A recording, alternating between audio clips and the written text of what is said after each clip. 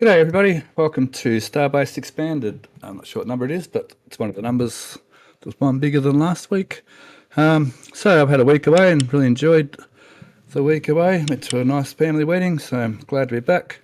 And yeah, some nice words of support all the way through, and missing me and everything last week. That was really nice to see.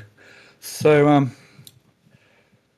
I'm just going to start over here on Twitter, on X, and I think we've all seen this explosion more than once through the week, Blue Origin, but there was an update because through the week there's been a lot of people asking about and having guesses how long things are going to take, and we've had an update from Blue Origin, so I thought I might just start with that update and see what, have a discussion around that and see how people feel about that update and how things are actually progressing. I'm not sure if it's true or not, but it seems to me that this is probably one of the biggest explosions we've ever seen at Kennedy Space Center or in Florida rocket range. And they just released a statement saying that they would be back flying before the end of the year? No. Yeah, so there's a few things in this update. There's the actual pad. So there's some good news about the pad. That the propellant farm, liquid oxygen, and LNG tanks are all in good shape. This is good because they're very long lead-in items. So that was one of the concerns a lot of people had, was how the actual GSE equipment was to start with, just because the launch site includes so many different systems.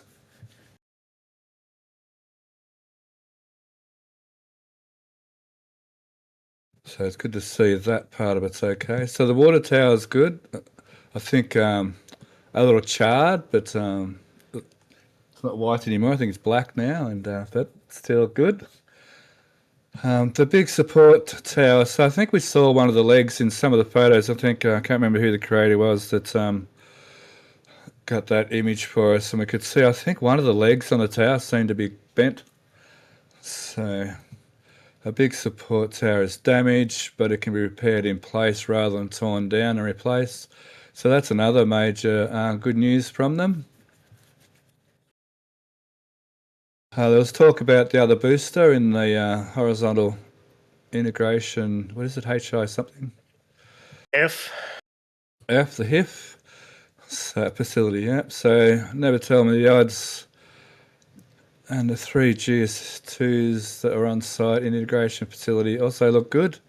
So that was a big thing. There was a pretty good chance that a piece of shrapnel might have gone through the shed, or through the facility, sorry. But that seems to be okay.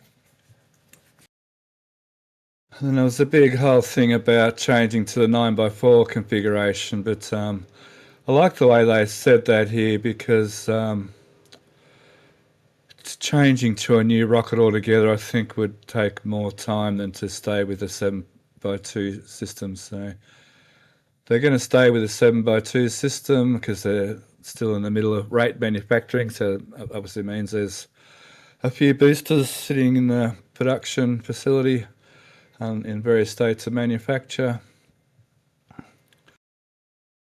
and store the stages for use.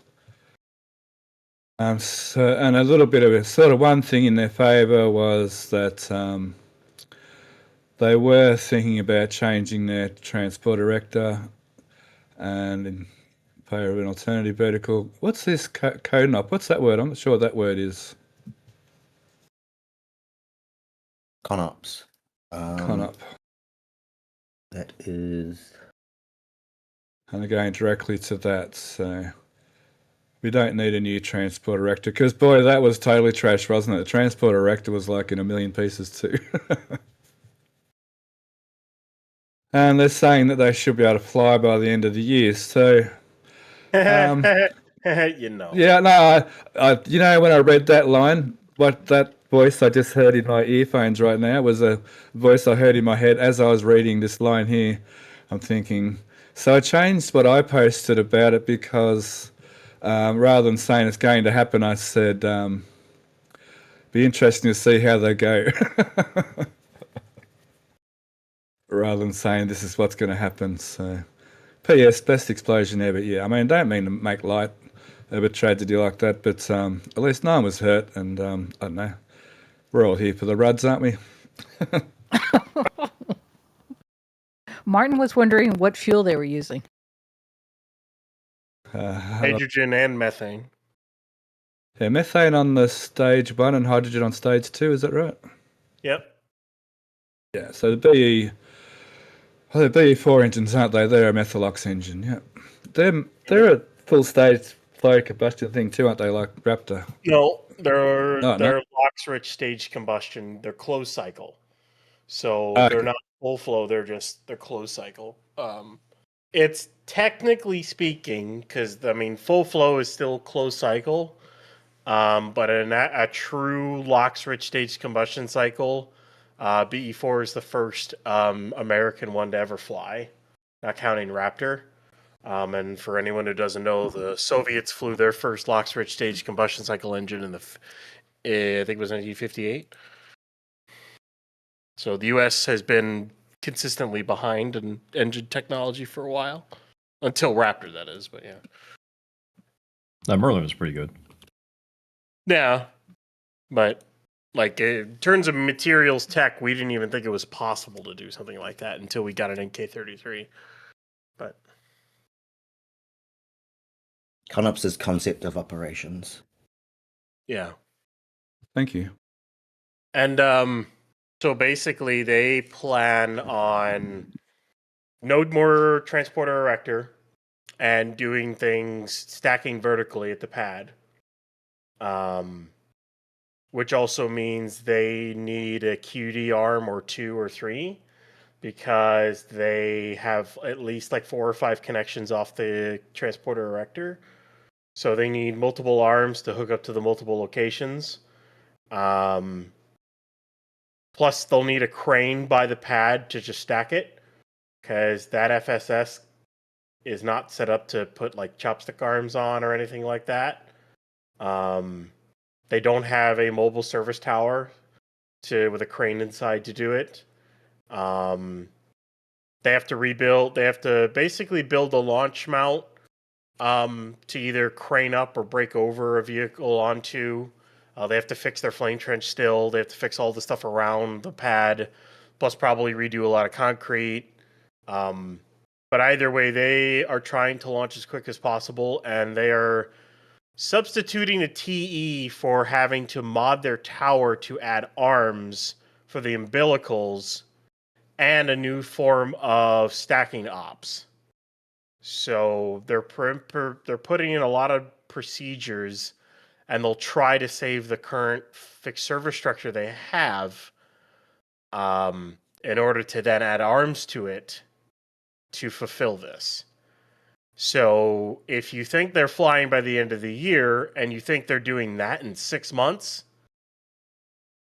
I mean, they've got parts for the pad they were in the process of building, but like, that's a lot of changes to do in 6 months and a lot of fixing to do in less time than it took SpaceX to completely redo Massey's. They're not flying this year. Spoiler alert. They're not. I still say 18 to 24 months. Even with that, I still say 18 to 24 months. It's going to take a while to put all of it together, get the right procedures together, get the vehicles back on the pad, and then test everything again. It's going to take a while. And then, of course, if they steal the stuff from the pad they're building, that pad's going to take longer to build. So, yeah. It's going to be a hodgepodge. I think it's going to look like a hodgepodge janky pad when it's all said and done. It's not. I don't think it'll look good at all. I don't think. We'll have to see what it looks like. But their plans, Well, yeah. I just hope they don't rush. Don't rush. If you rush this, you do something wrong, you blow it up again. So don't rush. EMT says, is this a hold my beer, can we do a bigger explosion kind of situation? Yeah, right? Yep.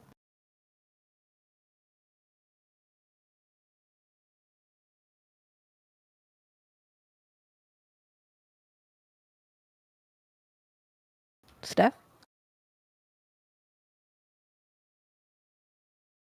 Let's say I don't know Steph there. Sleepy time in Australia. I Computer guess. problems? The horse got I'm in. here. The horse got it. Got in. I'm just doing some file management.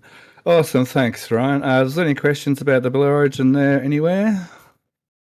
Just the Martin Just, question so far. Yeah. Hold my beer. Yeah, it's going to be a hard one to beat, that one. But so, Ryan, have you got any idea whether it was rocket side or ground side that was the problem at all? Any thoughts on that? I'm pretty sure an engine decided to end its own life and blow up, basically, and which triggered a chain reaction in the aft section. The aft section failed, or the bottom of the LOX tank failed, or something along those lines, and then the rest of the rocket started to fall in. The second stage hit against the QDs, ripping it open, and that's when everything mixed together all at once. So liquid methane, liquid oxygen, and liquid hydrogen all mixed together, and that's where you get the big boom. And yeah, big fireball. Oh, so we had methane, oxygen, and nitrogen all together. Hydrogen. Methane, oxygen, and hydrogen. Hydrogen, yeah, that's what I said. Yeah, the GS2 is hydrolox, GS1 is methalox. So GS1 being Glen Stage 1, GS2 being Glen Stage 2. Yeah, they're great with their naming like SpaceX is. My computer's being a real witch this morning.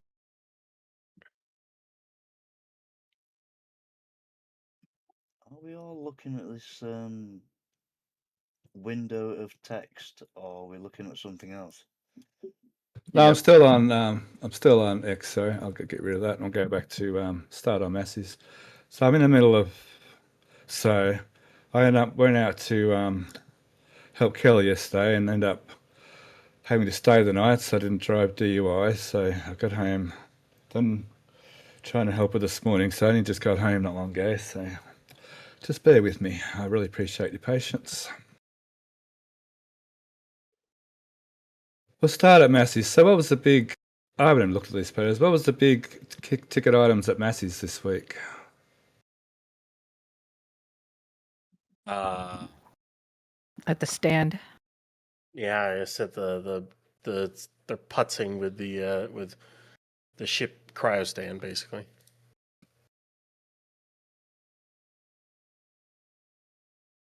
Okay, what are they doing to it? Have they had the oh, they have got them on there. Yeah, okay, yep.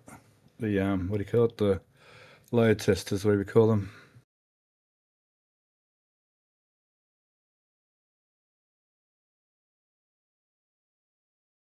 What do you call them? The calibrators. Have we had the calibrators on this stand since it's been here at Massey's this time around? I think they had them on the Yes. first time, but they're sending them up again. Okay. Oh wow, what a good picture of that. Holy moly, that's really nice. So what are they doing to it? Why is it here?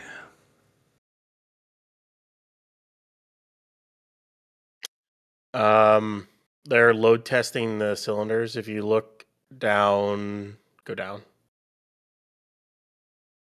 Keep going now.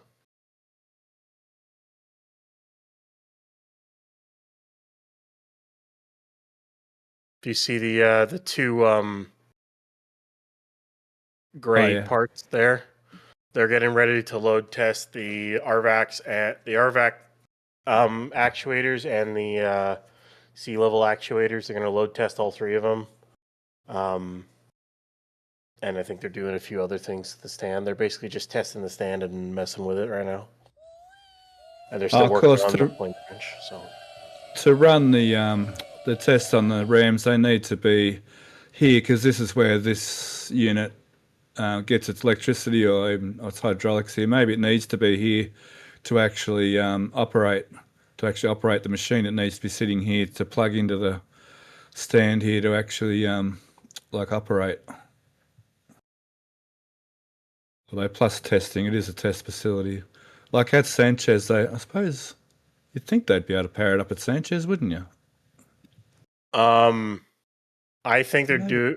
I mean, in theory, you could hook it into something at Sanchez, but doing it here, I mean, it's not like it matters doing it here because they might be hooking it in to do other things like talking with the whole stand setup, and plus, it's not like 40 can static fire anytime soon. They're still fixing the trench, so they're still doing stuff in the trench. So 40 can't static fire, and they're not in a rush to static fire 40 because booster 20 hasn't even cryoed yet, so there's no real rush.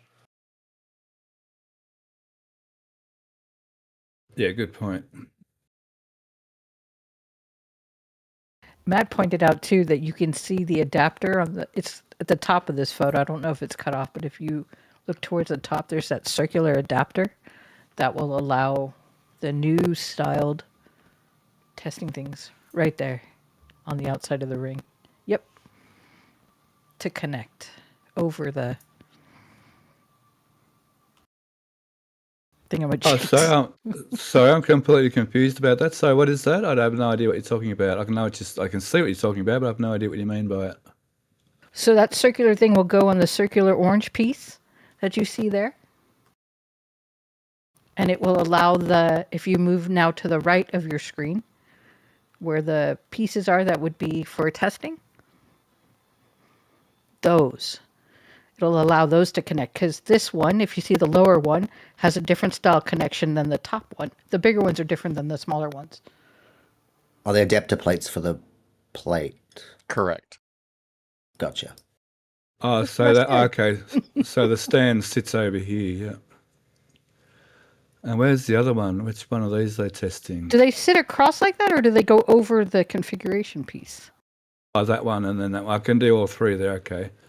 So, then to do the big ones, they bolt up and over to here, I guess, do they? Yes.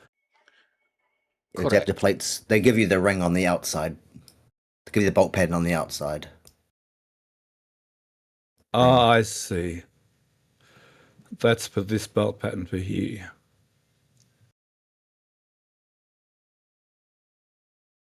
So doesn't that mean those legs have to be different lengths? They are. They're bigger ones and smaller ones.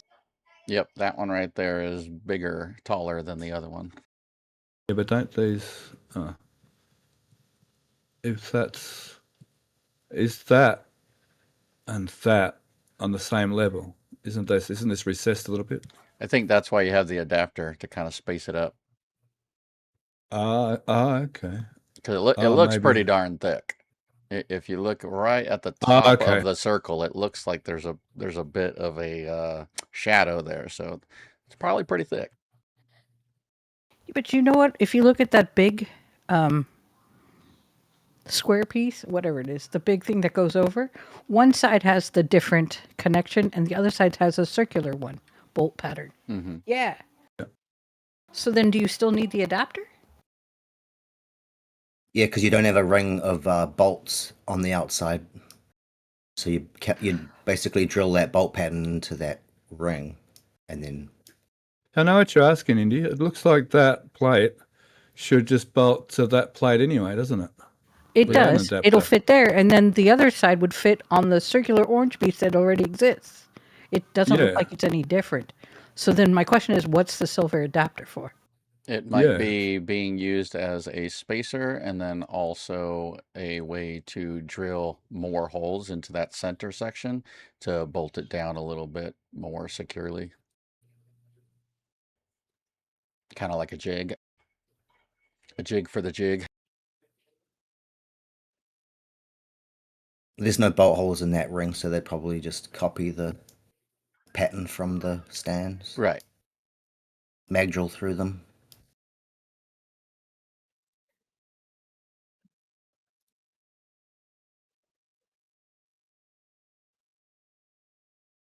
Because there's no ring to bolt to on the outside.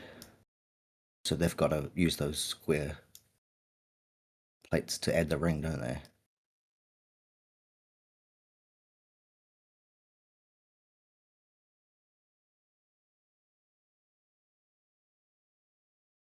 Okay, And cool. there's 2 plates to be welded around the other 2.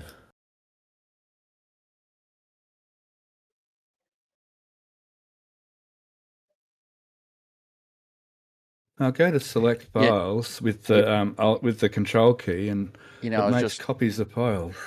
I was just thinking, it could also be to adapt that larger, taller jig to be able to also test the inside thrust rams just at a different height.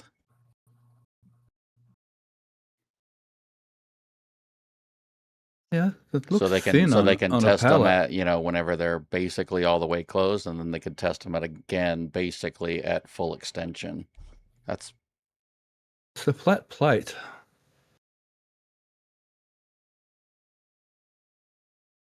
I'm not convinced yet. Where was that good shot? That was such a good shot straight down.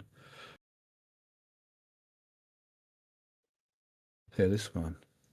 Because yeah, it looks like the small one definitely fits straight, because there's that sort of round set of bolts straight over that round set of bolts. So I didn't know what show and tell. Did you just go over this in correct. This- detail and show well, and this tell? that's what I'm saying. Like you could use the small one to test those inner 3 rams at their Ah, fully closed position, basically, and then you could adapt the bigger one and put them right back in that place to be able to extend those rams fully and then test them with them fully extended. that makes more sense. Thank you. Yep. I'm still curious where's the side shot again? How much difference there is in height between this platform, like between that platform and this space. Is there like a couple of feet step up to there, or is that actually level through there? I don't think it is level through there, is it? Well, maybe it is more level than I think. Let me see here. Oh, it's more Looks like the level. ring's it the is. only thing that pops out. It is actually more level than I thought, actually. Yeah, so that would fit. The bigger one would fit over here and bolt down. Yeah, that makes more sense. Yeah, I think you're right, Matt. It might give them an option to put that big one, over here. I think you got a point there, maybe. That's the best explanation I've seen so far.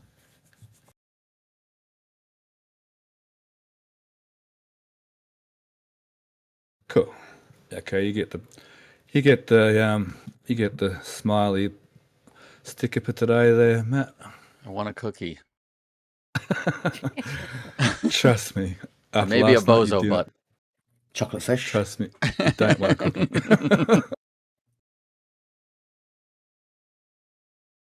Oh my goodness. All right, so nothing seems to have really changed here. There's a whole swag of scaffold being delivered, yeah? And they must be doing something, because this is being filled and there's lots of more buckets of stuff. Yeah, you can Are see they the bag using- of cement to the left there. Up left next to the tent. So, because they're using some kind of product. That color reminds me of that company name. I can't think of the name, but now we use a lot of their products on swimming pools, and they have that particular color yellow buckets. Seeker? Yeah, that's it. Yeah, I think that's the one. Yeah. Sikapil. Yeah, that stuff. Yeah. Because when a pipe comes through a wall in a concrete pool, we before the concrete sets, we gouge a little bit of out of the concrete just around the pipe, and then once the concrete sets, we use a bit of Sikapil to seal the pipe properly to the concrete, so you don't get, because water can leak along pipes that come through concrete. It's not impossible to seal concrete completely up against a PVC pipe, so they don't sort of stick to each other very well. So much more scaffold. Oh, hang on. They haven't pulled down the scaffold yet. Oh, there's the crew. So Seeker band. So they've got some equipment down here. So maybe they're working in the bottom. Is there a vertical of the trench? Maybe they're working down in the trench more. Yeah, I'm noticing a scaff there. I'm gonna double check to see if there was one there before underneath the trench. Okay. So, okay. No, Thanks. I mean, sorry, like attached to the other scaff. It was kind of just on that cross section. There's a behind the shot or behind the gantry shot. Yeah. Oh, that one was there last week. Was it? Okay. Are they doing down here maybe too? Oh, look, they've been doing something this side. Okay. I don't know if we saw that or not last week, but there's like debris here.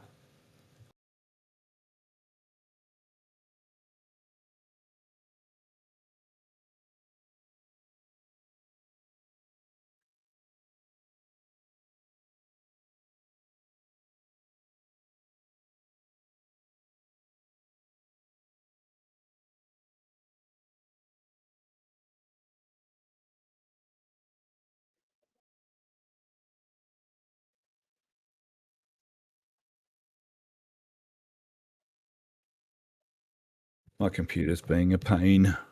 Who's that? What? Oh, there's the donation for you, Indy. Yep, actually, we've had two. Hopefully, I'm not cracking anymore. But we want to thank Martin. Am I? All right, Matt, then it's all you. Well, yeah, I can make it happen. We got £2 from Martin. Thank you, Martin. And then a $5 Australian from Naughty. A small amount to pay for a Freddo Frog for Matt. I don't know what a Freddo Frog is, but sure, I'll take it. Oh, you're missing out. You don't know what a Freddo Frogs are Freddo Frog great. is. Yeah. Yeah. They're the best. Hang on, where are they? Caramello ones, I think, are the best. Stephanie, I think you need Is that to what lift we your- call turtles over here? Stephanie, I think you need to lift your laptop off the desk a bit, let the air circulate. Looks like they're doing speed tests with the chopsticks at the moment.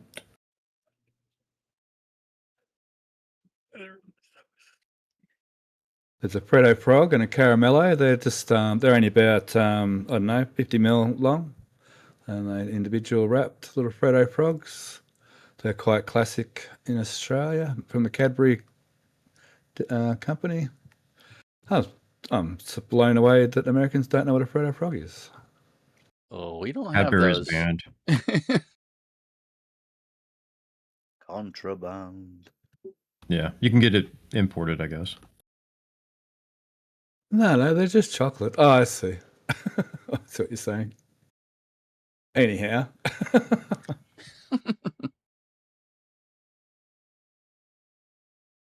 Yeah, thanks, Martin. I'll take your advice in heed. Thank you. And it was funny. The reason why I reset my computer before, I was trying to select multiple folders, and it would open the folders instead of selecting them. Maybe my keyboard's playing up. It's not warm. It hasn't been on for very long today, and it's freezing cold. It's only like 15 degrees in this room right now. Anyhow, I've been had electronic bugs. I was driving my car up, one of those little FM transmitters you plug into your cigarette lighter so you can use Bluetooth in your car that doesn't have Bluetooth. And when I turn the wipers on intermittent, it totally jams the signal. I don't know why that would work, but anyhow, that happened today too. Got no explanation for that. So what else at Massey? So they've been doing some testing. They've been doing some testing on 18.3 this week, I believe. Is that correct? A little bit, to say the Little bit. least. Wasn't that the 20th test, if I remember correctly? Last night, yeah. 20th test. And I think that we're opposing fields there, Stephanie.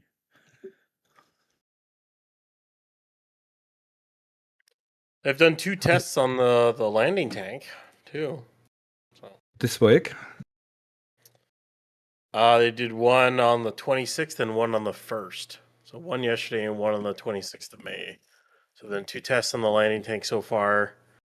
I think test tanks at Massey's.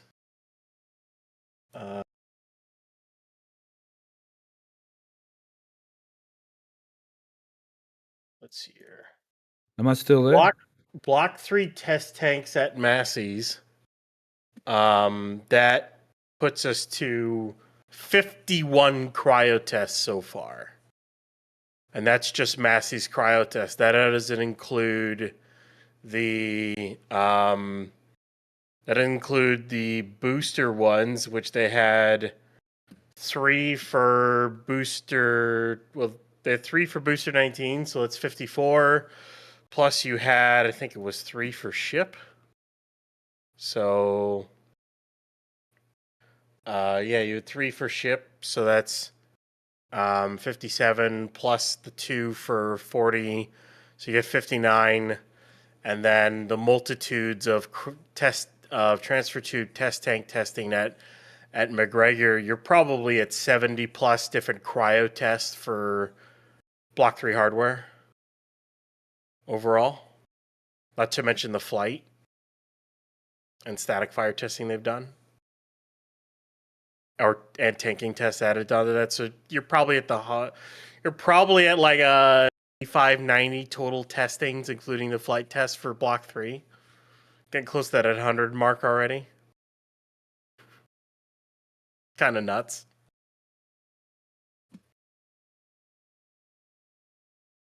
Unreal. They're really giving a full testing. Oh, so you guys can hear me all right still? Yep. Cool. My computer just went brrr and froze, and everything went crazy just for a second. I'm going to change keyboards here. I've got a plug-in keyboard. I'll try it out. Something's going crazy over there.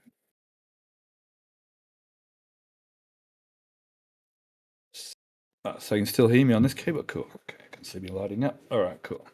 All righty. Thanks, Ryan. I really appreciate your information there with the dates and the amounts of tests and everything. That's a crazy amount of testing. Yeah, wow. And they still have a bit of an issue. So I guess at least it wasn't like Blue Origin's issue with something letting go completely. Seemed to have managed an engine out and an engine, possibly an engine explosion on booster, and still managed to not have a complete RUD. So that's a good thing. So I guess they're so I guess if they get the flip right, I mean, do you really think that a flip the wrong way would be so devastating to engine restart? Really, does it really have to flip one way for the engines to start properly? You have to remember there's a landing tank now. So if it flips the wrong way, the prop could slosh in an odd way, in a way their models didn't anticipate, and then it disrupts flow to the flow to the engines. I mean, fuel flow to the engines, and then maybe I'll. No, I meant like, you remember that is sitting at the bottom of the LOX tank. So when they go to flip and all the LOX that's left in that LOX tank moves around in the baffles, it can hit the LOX tank, the LOX landing tank. So if you flip in the wrong direction, it could have led to some issues with prop sloshing. I don't know. That's possible. And then maybe there were engine issues as well. It's kind of unknown to tell, but I wouldn't say it's impossible. Is that not called tank slap? Yeah.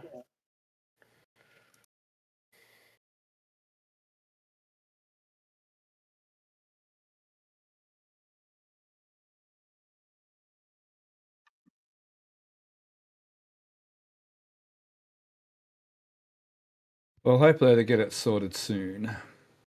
The next flight's going to be very interesting. I really hope them all the best.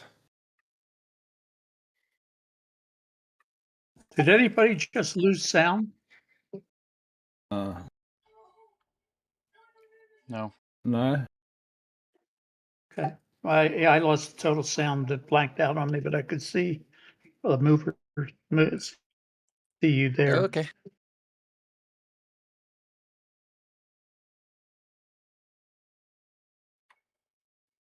All right, on to the next. Sorry, I'm still doing a bit of file management. Sorry, just bear with me. Okay, so more deliveries. Wow. This I don't place know must what be you've getting- seen or not seen, Steph, but that pipe finally moved. Oh, in the Locks Farm. Yep, I did see that, and I'm wondering if they've already commissioned those 2 new tanks, but I doubt. Let me see. We'll get to there in a sec. So, definitely not. So that's not. They're not commissioned yet at all. This is still all intact. Yep. That's still intact. Yep. And we saw another couple tanks coming in on Sunday as well. Oh, they're those 2 vertical tanks. I'll have moved them, tidied that little area up. Okay, yeah, over here, this exhaust pipe. Yeah, I did see that. Yep, thank you. Yep. So that's interesting. They decided to do that. So at the launch site, probably should follow that at the launch site. What they're doing with the locks at the launch site, maybe they quite underestimated just how much they need. Maybe they underestimated or overestimated how good these box pans were with single exhausts and trying to get rid of the locks from the pipes at the launch site. And maybe they're starting to refigure things. It's interesting they've had to add to this one like this.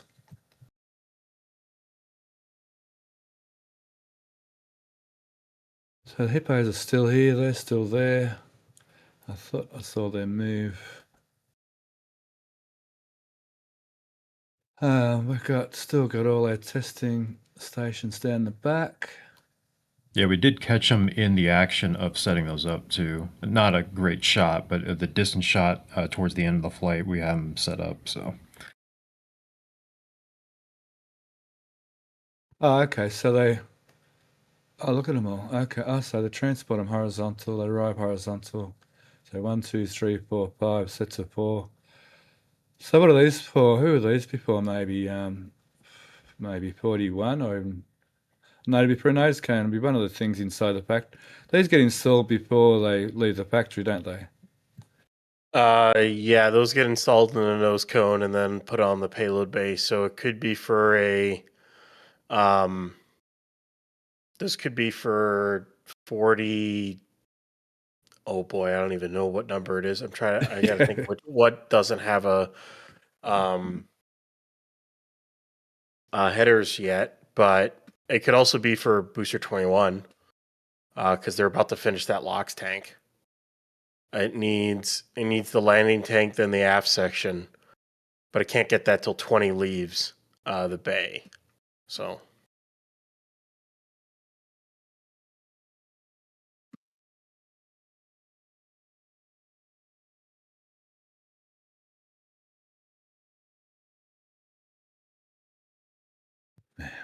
Anywho, very good. I don't know what to do about my computer. So far, it's still working, right? I go to cut and paste, and this just disappears. Files just disappear. Lucky Control Z works in File Explorer. Instead of cutting and pasting, it deletes on Control X. Did you have another monitor plugged in? I'm always running 2 external monitors to... What's going on here? New pump motor.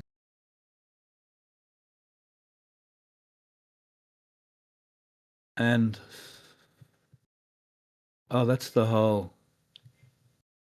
top of the pump, is it? So that's not the actual pump, is it? The pump No, must be down. look to your left. The motor's on top. Yeah, there's 4 of them right there. And we think that they might be replacing the one that has the red lifters on there, but we also did notice that the other ones have gold lifters still on, so we're not really sure which one. Also, none are hooked up. Right. Ah, pipes are fully missing. Yeah, they're to the left, I think, is what Zach was saying. Oh, in here somewhere. He's talking there, about- yeah. Yeah, there you go. Oh, that's different. Yeah, I understand the brown bit's the motor, but what's this bit? I wonder that's like, that's not the full pump, is it? Some. Is that the whole pump with an outlet and inlet underneath? Is that what the whole Yeah. pump looks like now? Mm-hmm. Well, it, Yeah. it doesn't go in the ground, so. Yeah, that's the Yeah, but- that's the smaller LOX pumps they're using. Yeah. Yeah, above ground sump. Yeah. Well, because even the other methane above ground sumps are still a lot bigger. Pumps are still a lot bigger, aren't they? But okay, that's this new smaller system. Cool. Yep. I don't think I'd actually seen a pump before today, actually. So I think that's a new thing we've just seen as well. Boy, I hope all this is written in the script. There's so much. I thought there'd be no details for Massey. There's heaps of stuff this week. Wow. Yeah, It's like that every it's week. in there. Oh, good. Yeah. Yeah, I was so glad BJ got to look over the script for us, and I fully trust him. Yeah, that all these things are put in.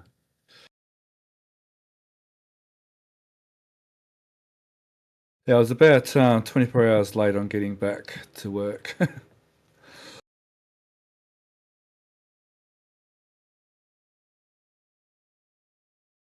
Alrighty, nice. So that and the pump and over there and the scaffold. Nothing with the ponds changed. Oh, did they dug that pond deeper? No, Oh, okay. it's the It same. might have eroded some. Yeah, and they get eroded. look at it. They didn't dig. They didn't dig it deeper. Look at the erosion. That's hilarious. Because remember they overflowed it there one day, so maybe they dug it a bit deeper. I'll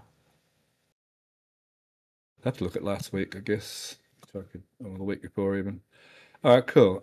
So any questions on Massey's? Let's see. Let me double check. Give me 1 second. Indy had to restart everything over on her end. Hey, Matt, where was the thingamajig we were whatchamacalling it? Do you know? The thingamajig that we whatchamacalled it. Clear as mud there. Oh my gosh. That's literally what we called it, and it's at Massey's. I just don't remember where it was.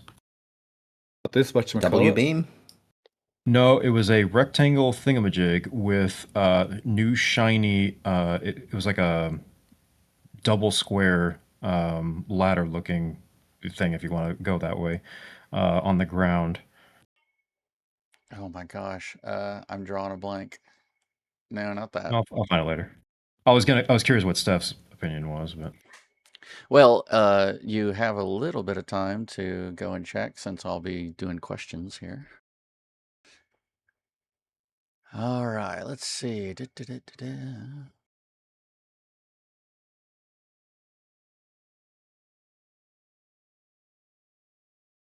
Well, the only question for Massey's is from Celia Aurelius.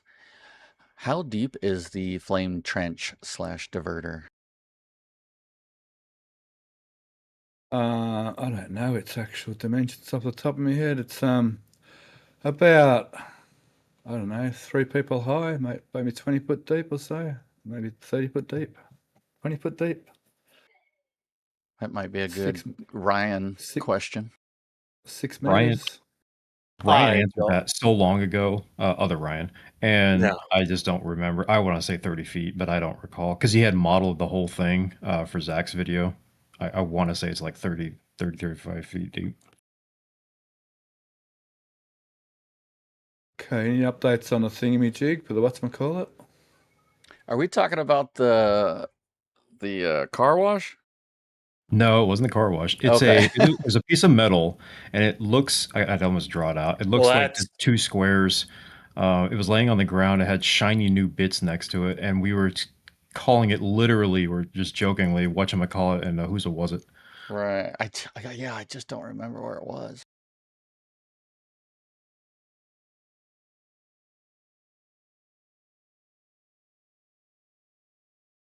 I don't think it's important. This is one of those weird. I just remember talking Yeah. about it.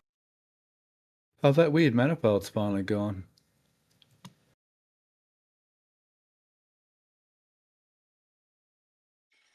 have a quick skip through, see if you can. The only other remember what it interesting was. thing that I saw was a couple of big crates right in front of the tent, and they are labeled with the Tesla logo, and not sure what that would be. The only thing that I can think is maybe they're solar panels, because they're too small to be much else.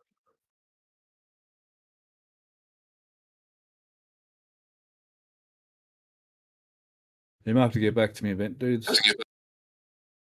That was in front of the building on the right-hand side, wasn't it? Yeah, in front of the tent where they store everything, which is on the left when you come in from the entrance.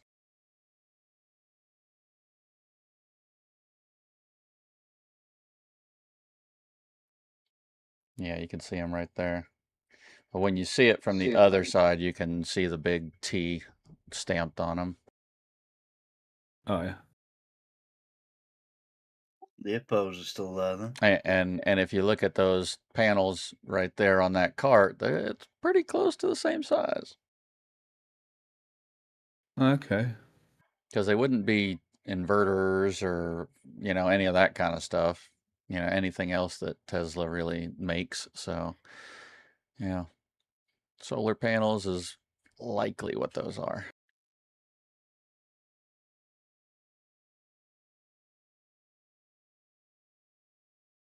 Silver thingamajiggies with whatchamacallits on it. Let's see.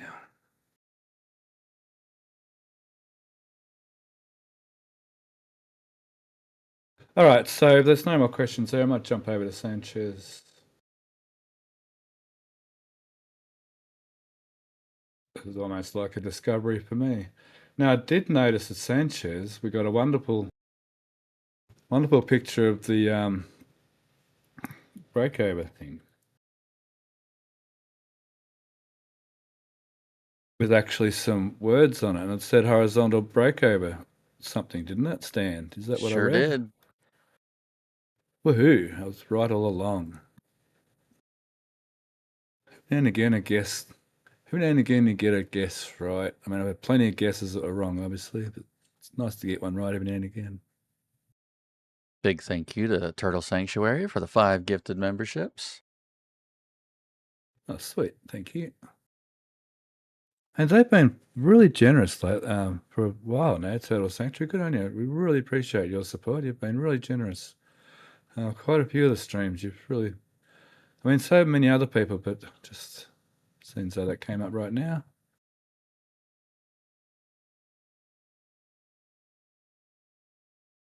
Horizontal breakover stand.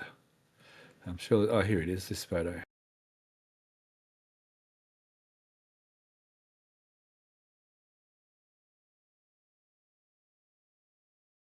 Yep. So it's definitely going to hook in as. Oh, look. There's. Oh, look at the half bearing cap or whatever there. That looks like a full-on half. Oh, so is that, doesn't it? Yeah, those ones are offset too. Those lower ones. Oh, okay. All right. Yep.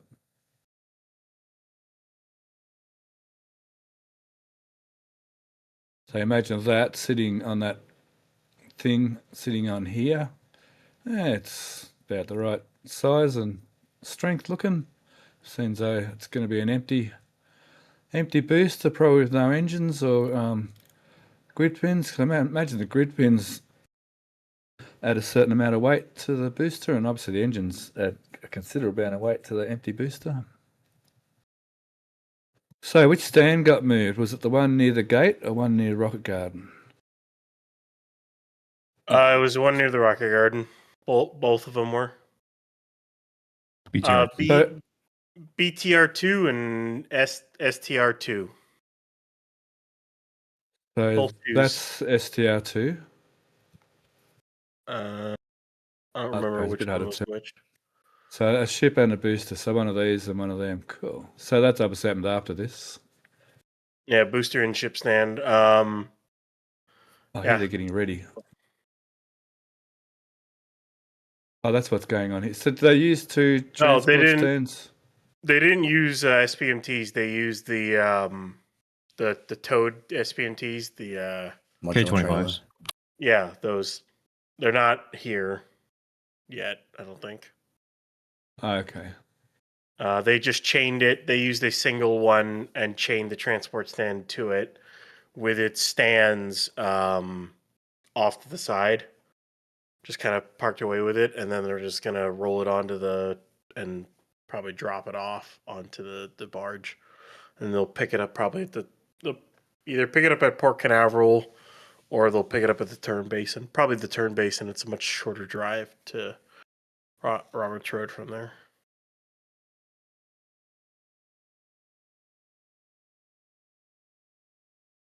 Well, I'm so glad I didn't see the chains.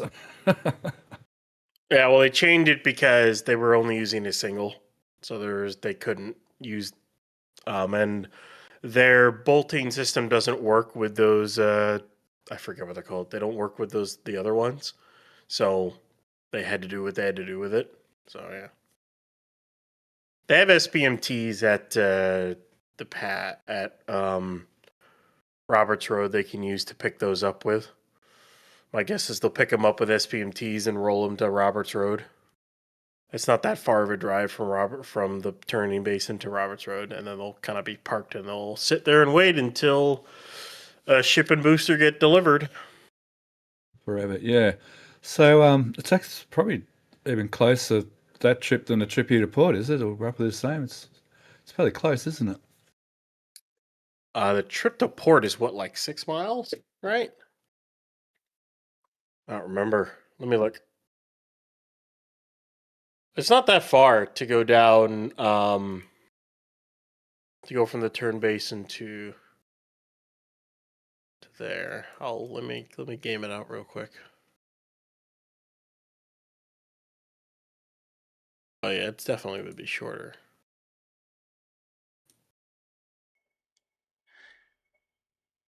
Event Dude found that piece we were talking about at Massey's. Cool. Where is it? 4856.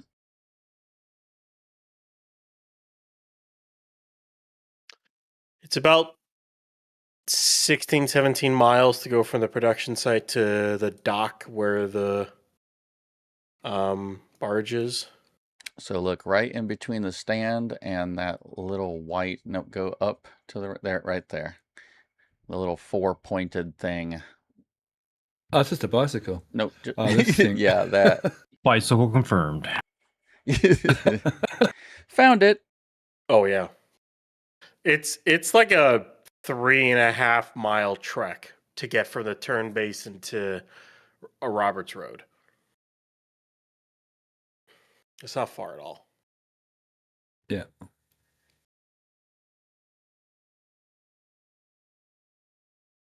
Oh, it's a really weird Load spreader? 4-way load spreader, yeah.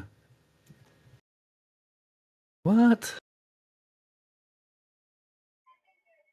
Interesting.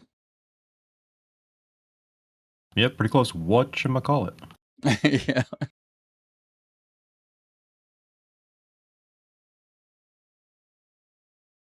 That's not good. I think that's... Oh, And it I've looks got like a it's got a close-up. lot of adjustment built into it as well. Like 4 triangles on it on their own linkage or their own pivot. Yeah, it looks like it's, like 4 little triangles. Let me see that again. What's this? Yeah, and it kind of photo? looks like there's adjustable struts built into them as well. Yeah, that looks like a pivot point on each of the top of those triangles. It looks like quad tracks on a big tractor, quad track tractor is what it looks like.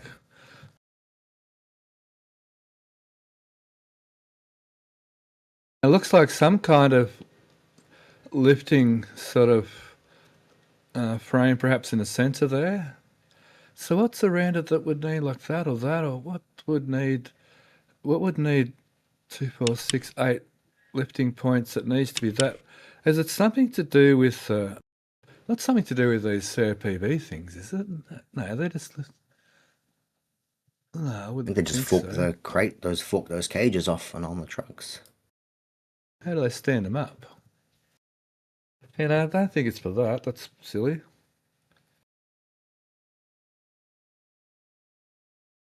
I don't know. Yeah, I don't know. But it's a good question. Good little puzzle, that one. We'll keep an eye at it over the next couple of weeks and see if we can actually ever see it get used. So, being near here, let's assume it's something to do with in here. We'll start with that approach and see if that gets us anywhere. Not guaranteeing that it will. So, what part of a testing inside all those no, I can't. Like some kind of, rather than a load spreader, some kind of load balancer, like a test load, or they could put 8 rams. It looks like you could put it on top of that little cage there for the argon gas, possibly, to be able to lift it up. Yep. Once again, it doesn't need Maybe. it. No, I know. I'm just saying maybe. No, it's definitely specialized for something very special. It's special. Oh yeah, and we saw So- those 2 black pieces right onto the right side there. If you look to the stand, yep. But whose was it? Yeah, that was another.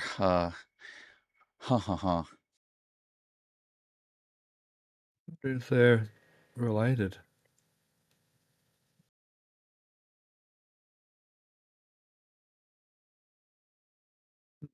Maybe not. Let's chat. Mini breakover. Of course it is.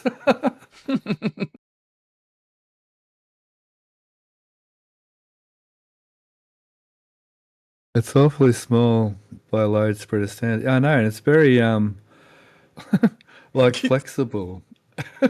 Don's a very complex load spreader to lift that bicycle. Well, there's the other 2 there as well. So we're getting any here? I don't know, but dude, it's a good question. Thanks, I appreciate that little puzzle. Not that I can solve it, but yeah, interesting little puzzle. What did it look like from here again? Let me see over here. It's very thin. Very bulky through here. And then sort of, I guess that's the pivot points we're seeing, I guess. And then like this looks fairly thin, doesn't it? The actual lifting parts. I see 2 independent things being lifted at the same time. Like, let's say something sleeved but not attached, and they don't want them attached, or they're going to be aligning them at the same time. But it gives you multiple lifting points with flexibility, so you're not going to smash into them or break things. But that's what I see. Maybe it's a lifter for those pistons up top there. No. The piston goes in the middle. Maybe. These have little things too. Wouldn't be surprised if there's something to do with these, but maybe not. Well, these pistons, but once again, they don't need anything like that. That's very specialized. These I can just wrap a strap on a crane. They don't need anything, these things. Right, but if you think about it, if they were to do it with the piston, it would allow both sides to kind of pivot up and down a little bit extra so that you get one side in, then you can kind of move it up and down easier on the other end. So maybe? No. I'm sorry, I would say no. I always say, I never say no, and then poor Matt, I'm going, no. Look, I can't say no to anything, so yeah. But I don't follow that logic myself, but who knows? We shall keep an eye on them. Cool. And they still haven't used this ring, so that ring was never really, well, so far, hasn't really been destined to, which is interesting because they put this ring on here on top to force something to go on top. Oh, that's not the best image. Oh, clear. It was a really good clear weather day, was it, the flyover? Looked like it was really good weather. Yeah. Yeah, there were a few clouds here and there, but really not bad. It was mostly the lower altitude. Mm-hmm. That made a huge difference too. Yeah, so not much haze, because haze can make it a bit difficult too. Okay, so let's go back over this side, because I want to have a look at the launch mount in a second.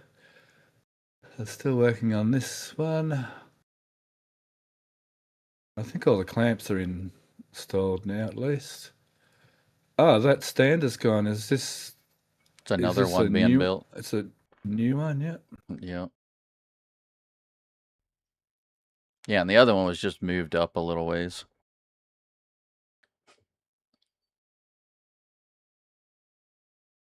You can see it. There Okay, you yeah. go.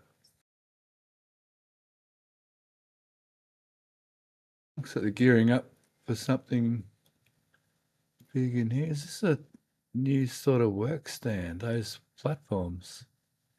Oh, hang on, are they the platforms that lift up? Is that, well, they haven't got a curve on them. I don't know. They look like they could fit on that stand pretty well. Ooh, maybe. It's interesting. Cool. Oh, sorry, I apologize if we're just going over stuff from show and tell on the live stream. Sorry, I didn't see any of them, so sorry. Anyway, well, so there we go. If you get bored, might want to move on, just let me know. Almost seems like a catch-up for Stephanie show rather than anything else. So, third one of these arrived, yeah? Yep. And the We fourth saw it, remember? top deck. We saw it And during. I heard, I saw it during launch day. There was 3 here, was there? Yeah, they snuck it in. Okay, I couldn't remember if it was 2 or 3. I did see us discussing the bolt hole pattern on that thing. You could see something to do with the bolt holes. I didn't actually see what you were talking about. I was trying to see it. Yeah, the spray holes, yeah. Bolt holes or spray holes? You could see the spray hole outlet.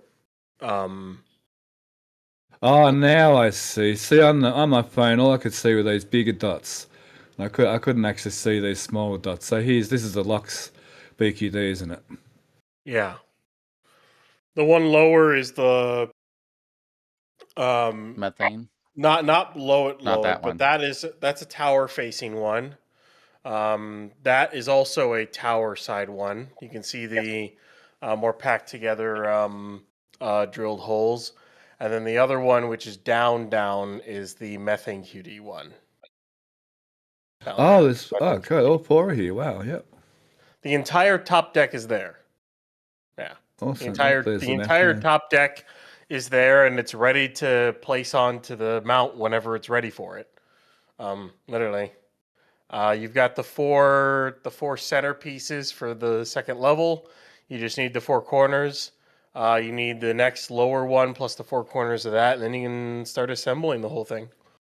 Most of the major components are there. The service structure side manifold is there. Still waiting on the other manifolds to show up, but they don't need those for a bit. Of course, they'll have to bring in all the arms, but that's still a whiles away, and for the arms need to be there. And then, of course, most of the deflector is there as well. There's pieces for what look like at least a couple of ridge caps sitting around. So probably one for Starbase, one or two for 37, because they did build 39s here, so maybe they're going to build them all here. So. Yeah, they're off to the right by a white set of racks. And I'll go there in just 1 second. So that's a decently wide load. So hang on, that's your driver's side, yes. So it's sticking out more on the passenger side. That probably makes a bit of sense. It's quite a wide load, really. Must have been okay getting it through. Obviously, they got them through on a big triaxle drive prime mover. Okay, I take it back. Okay. So is this 2 of those? So the third one did arrive, like you said. What's that where meant to go? Okay. See where. Oh, we've got these things arrived. Oh, more of them arrived. Oh, some more pieces too. Is that what you're talking about, near the white racks? Yep. Yeah, Some of them are underneath as well, still wrapped up. Yep. When you see them from the other side, you can kind of see what they are underneath the wrap. Those 2 pipe pieces could be to modify so the shoulders actually get a spray on them too. Is a thought. That looks like that Oh, yeah. piece in the back corner where they have that little U Yeah. connection that we all hate so much. And then the spray pattern on the top deck is actually changed. So it's denser in locations and whatnot. So they are already making changes to this new pad, to pad 1 compared to pad 2. Cool. Oh, that's really good. Well, that's what space section iteration's all about. I was about Rapidly to say, it testing. almost like they practice iterative design. Right?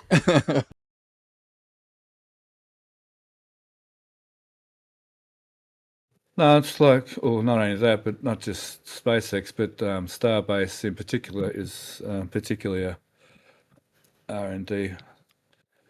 I guess for a little while, all the sites will be, a certain amount of R&D going on with all of them, I guess. So does that mean they wouldn't, would they, change the deck at 39A? Would they won't do that, would they? They won't do that, will they? They'll just drill more. They'll just drill holes again. Yeah, they'll change the Oh, yeah, deck. well, They'll update it. well, Yeah, they will. yeah, weld holes shut and re-drill holes. Yep, fair enough. Yep. They've Or already just drill. updated the amount of gas generators. Yeah. Oh, 39A 39A. has 39A already has updates across the board compared to pad 2. I think they wanted to see what this pad handled with the basically the base model of what they had designed for the new pad design. I think they wanted at least one or a few launches out of this base design to really see where improvements are needed, and then those improvements will get placed into 39A as well as 37 as well as pad 1. And then as they add changes as they're building the other pads, they will then go ahead and add all those changes when they go to overhaul pad 2 after, say, 39A, pad 1, and maybe a 37 pad are online. They'll then do an overhaul of pad 2 at Starbase, and they'll add in all the changes, probably because they still have the extra medium line that they have capped off. They'll probably add more spray onto the trench walls because you can see in this flyover you can see the burning on the trench walls, so they'll add for more protection there. Possibly some kind of deluge between the tower and the pad itself, or some kind of water protection, and then some more stuff up on the top plate. So they'll add stuff in as they go, but it's clear that pad 2 is a base model, and they're testing to see what needs to change for other models, and then they'll come back and overhaul it later, is the guess. Also, while we're in this area, there is another curious piece that we found that we are not exactly sure what it's for. If you look at number 4219. It's a breakover. Everything's a breakover. Yeah, that one breakover disappeared though, so still wondering where that went. So right towards the bottom, there's that little metal piece just to the left. Nope, go down. Right there, that machined piece. We are not exactly sure what that's for. Well, that's pretty. And that's a massive machined piece. Was looking at the old or the spare lot, and it has a ring on it with those bolt patterns. But I don't know why you'd put an aluminum anything with that kind of milling on it. Mm-hmm. And that was the only thing that I could think is that it was for something for a stand. But what? We're just not sure. Well, we've got a quarter circle with 3 things, so there's 12 things. So that being a multiple of 6 makes me think ship related, if it's to do with vehicle stands. That's milling's interesting. So it's definitely just ring. It looks like the same drilling as the test stands adapter rings, doesn't it? Is it the same size as test stand rings? Well, and also, I mean, you can tell they must be worried about the weight of it, or else they could have just made it out of steel real easily. I was wondering if it was Maybe. sacrificial or a surface mating thing. That's why it's softer. To allow a bit of even vibration or whatever, maybe. Yeah, either mating or vibration, or a lot of things you can do with differential metals like that. Yeah. Because it's not usually a good idea to use different metals, especially when there's going to be some kind of conductive water. I'm sorry, I'm sure I'm on streamer mode. I don't know why I'm getting. Did you hear that notification in my stream just then? Yep. Yes. Oh, Yep. sorry, I'm on streamer mode. I don't know why that's happening. Was that on your Cool. phone? Well, it came through my computer. Yeah. It came through my computer though as well, because my computer's sort of hooked in with the phone. It sounded All distant, right. like it was just picked up through the microphone. Oh, that what it might have been. Sorry, yep, thank you. Yep, that's what happened, yep. Because I did have a mic open when it happened, yep. Cool, all right, so that's that. That's, yeah, very interesting piece of steel there. Yeah, I love the machining. Is it about 9 meters? Yeah, it looks like about a 9 meter circle, doesn't it? Just by rough judgment. Yeah, some kind of adapter for something, yeah, I think. Yeah, but I don't know, keep an eye on it for sure. Nothing's changed with the pipes. Okay, so I'm pretty sure I got distracted and went up on a tangent there somewhere back half an hour ago. Well, you're going to show 39A. Oh, I'm going to show you. Yeah, I wanted to see the, yeah, that's... Busters, yeah.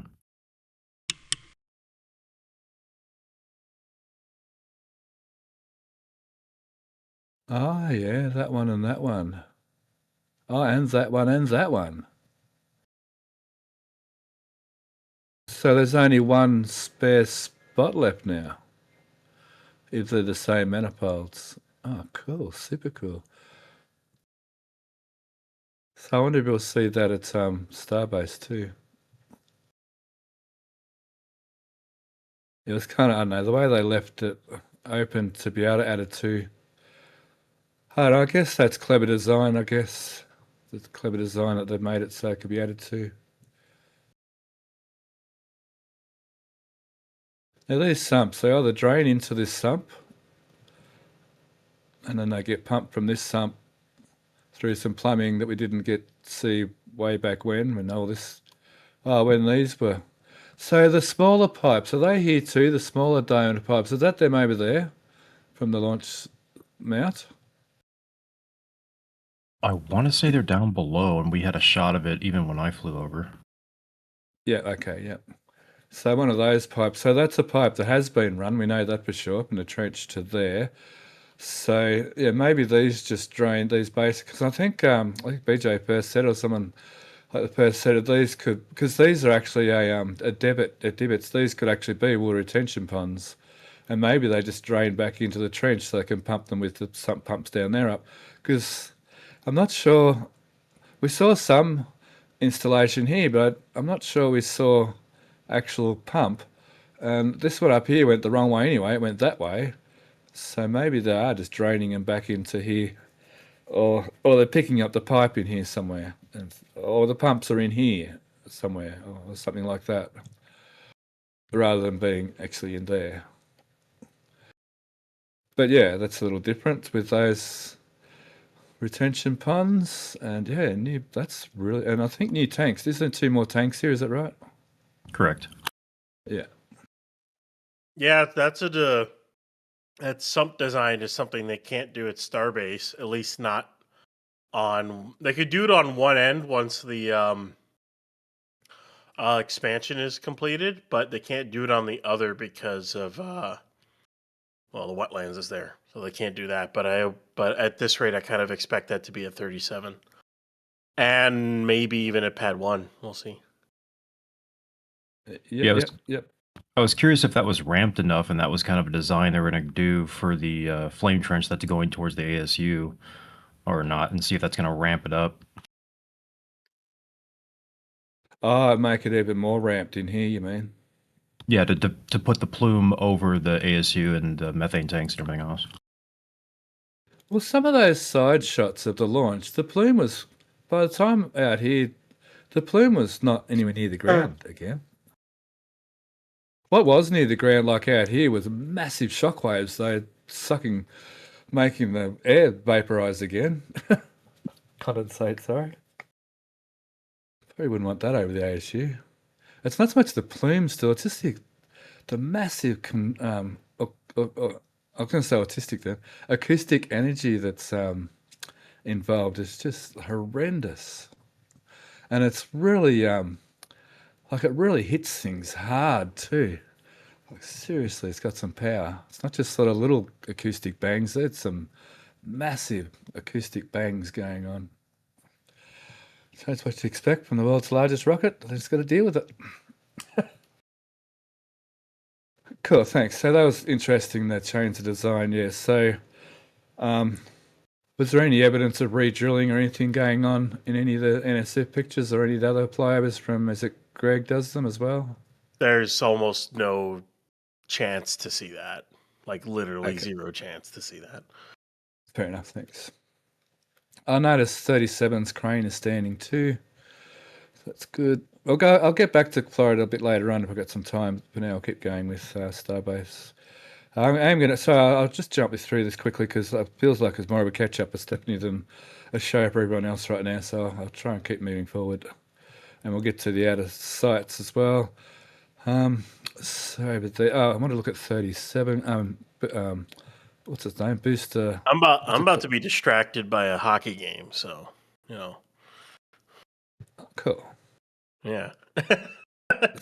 So you follow a hockey team, and that's is that ice hockey or field hockey? Ice hockey. I'm rooting for the Hurricanes because no one likes the Vegas Golden Knights. Sorry, but no one likes the Vegas Golden Knights.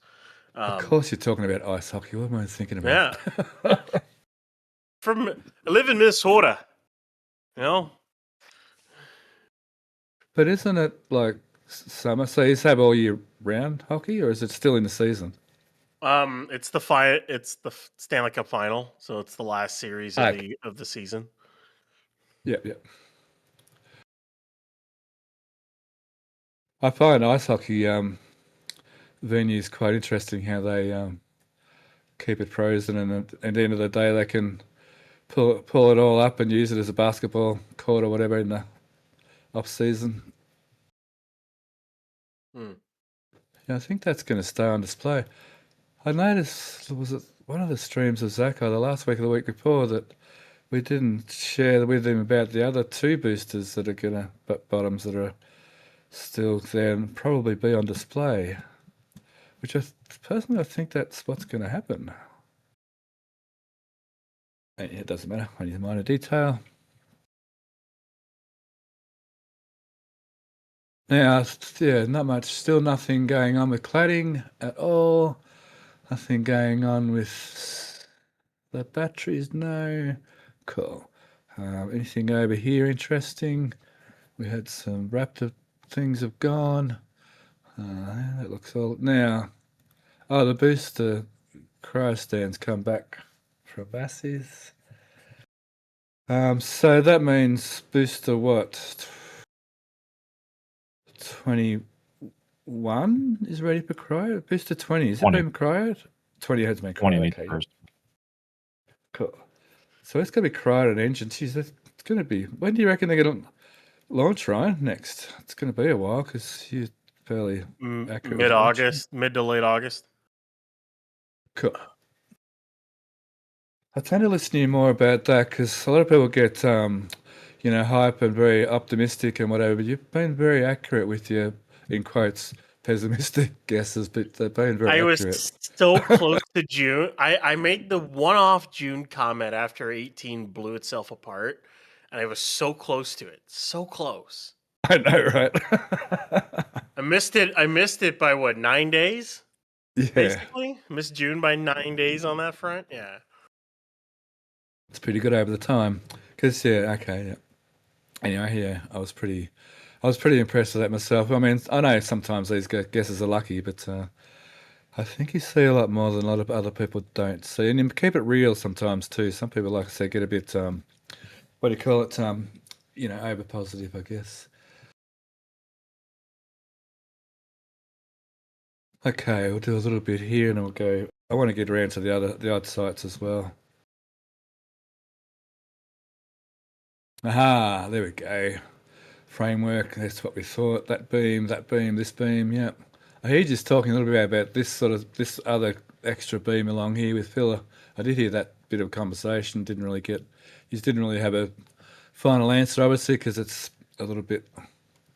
How you going? I think it gets a structural wall on top of it. Both of those, for some reason. That's why it's Okay. put together that way. Yep, and this one doesn't necessarily need this great beam because it's kind of got this wall to support it, doesn't it? Correct.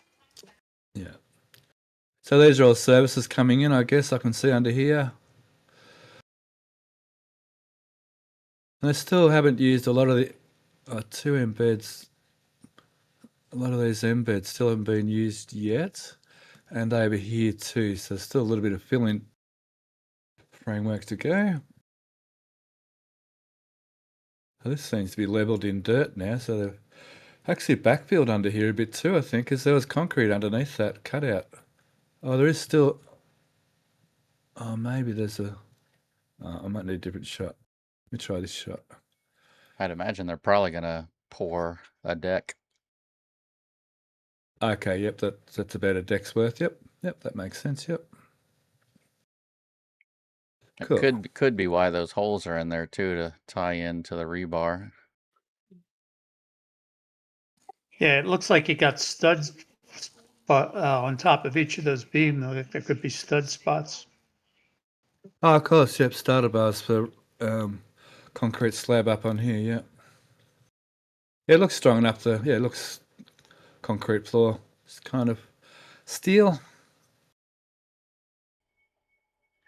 I did just notice something elsewhere that we didn't pick up during the show and tell or anything. It's not anything too crazy important, but behind the factory at that little delivery ramp that we take a look at from time to time, it's 4123, but they're painting it.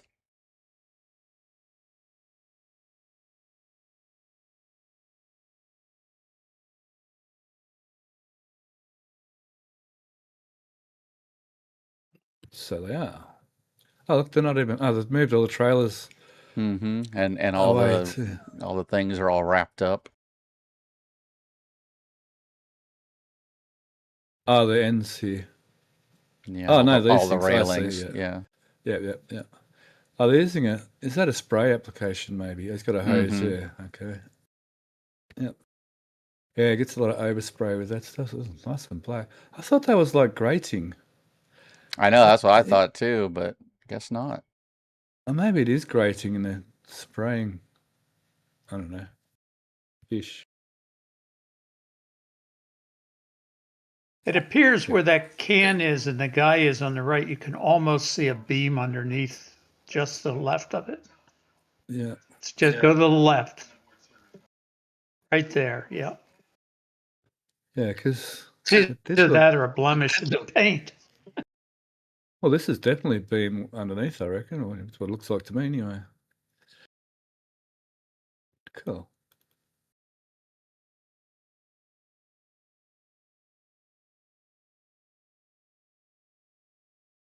Oh, cool. I've got a usual 200 odd in YouTube chat. That's awesome. Good stuff. Thank you, everyone, for rocking up today and dropping by. I really appreciate that. Makes us feel like this show is well and truly worth doing. So, thank you very much. Oh, it's becoming a new junk spot. I see. They seem to be able to find spots.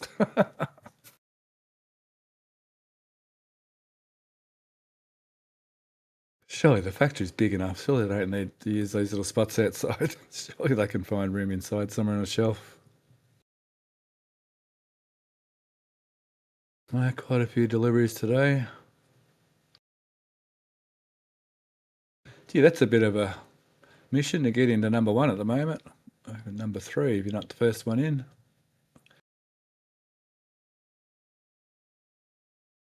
I wonder how often truckies get... you guys call truck drivers truckies, don't you? Is that right? No. Call them Okay, truck we drivers. I would call them truckies. Yeah, truckers. Truckers. Truckies. Oh, yes, I mean, yeah, truckies. The country runs on the truckies. If the trucks stop, the country stops in Australia. No, they're truckies over here. Truckies, cabbies. Yeah, I wonder if the truckies get sick of the logistics crew. What do you call plumbers? Poopies?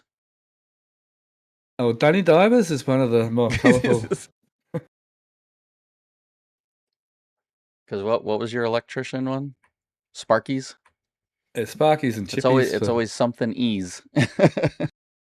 Everything. Yeah, of course. Yeah, absolutely. Things are In easy. the airports, we call our av technicians Sparkies. Yeah, I think Sparkies is an American thing as well. Someone was asking if that was on part of a booster, but isn't that just a new part to create? Isn't that what they put on the top of the downcomer and then this is what gets welded into a new booster like that? Is that right? I think is what happens there. That's actually the new part before it gets welded to a common dome. I'm pretty sure that's right. If no one's going to back me up, I'm going to say that is right. It definitely has the colander looking thing in it, which we've seen forever and a day. So I think that's what you're talking about, though. Yeah, as well. Vortex, Yeah, it's a vortex baffle. Yeah. Yeah, literally the downcomer's made like up to that length, and this is just welded. This is the downcomer's or fuel transfer tube, whatever you want to call it. It's made up of sections all welded together, and this bit gets plonked on top. I mean, maybe the downcomer's made in sections. Maybe it's... Would they make and roll a whole section like that in one piece? Maybe not, eh? Yeah, probably not. Cool. Gee, I've got some odd photos in here. We'll come back to that in a sec. All right, I'm going to get to the Gigabyte. I just thought while I'm over here, we'll quickly look around this side. Oh, that roof, though. Far out. It's about time they got their pressure washing crew back out again. A couple of... over here. Anything change over here, Matt? A little bit. They've got some planter boxes down there, right where your hand is. A little garden's going to be here, perhaps? Well, because if you scroll up... Well, actually, I don't think you can on that picture. But you can see those planter boxes right there, right next to the volleyball court. Yeah. So that's how we figured that one out. Okay, and I was just going to say, what makes you think they're planter boxes? But you answered my question. So looks like they put the... Is that right? They put the shade sails back up? Those have been up for a few weeks, yeah. I thought they took them down 1 week and then put them back up again. Something else I noticed on the back wall of that building right there, it's actually got a little ET logo. Kind of funny. Yeah. See them right in front of the moon? Yeah. It is too. That was such a cute movie. And sand. And then there's a little bit of work going on to the left there. You can see it up in the top left corner. Right there. They've been installing a few trees around as well over the last week. That's sticking. That shed in there is also brand new since last week. The one that guy's kind of standing right in front of. That one. Yep, that's brand new. Was not there the week before. Installing trees is stuck. That's so cool. And the more I look at it, I think there is a new building going in there versus tiny homes. Down here? Yeah, it kind of looks the way that the foundation and stuff is kind of being laid out. Yeah. Steph, you were correct. About the downcomer? The sails being down. Oh yeah, yeah. Thanks. Yeah. on launch. I think you made that comment back because I think the idea was they're going to get blown off or something, or it just could have been timing. I thought they'd be well and truly out of danger for that, but yeah, whatever. But yeah, okay. Thank you for the cross reference.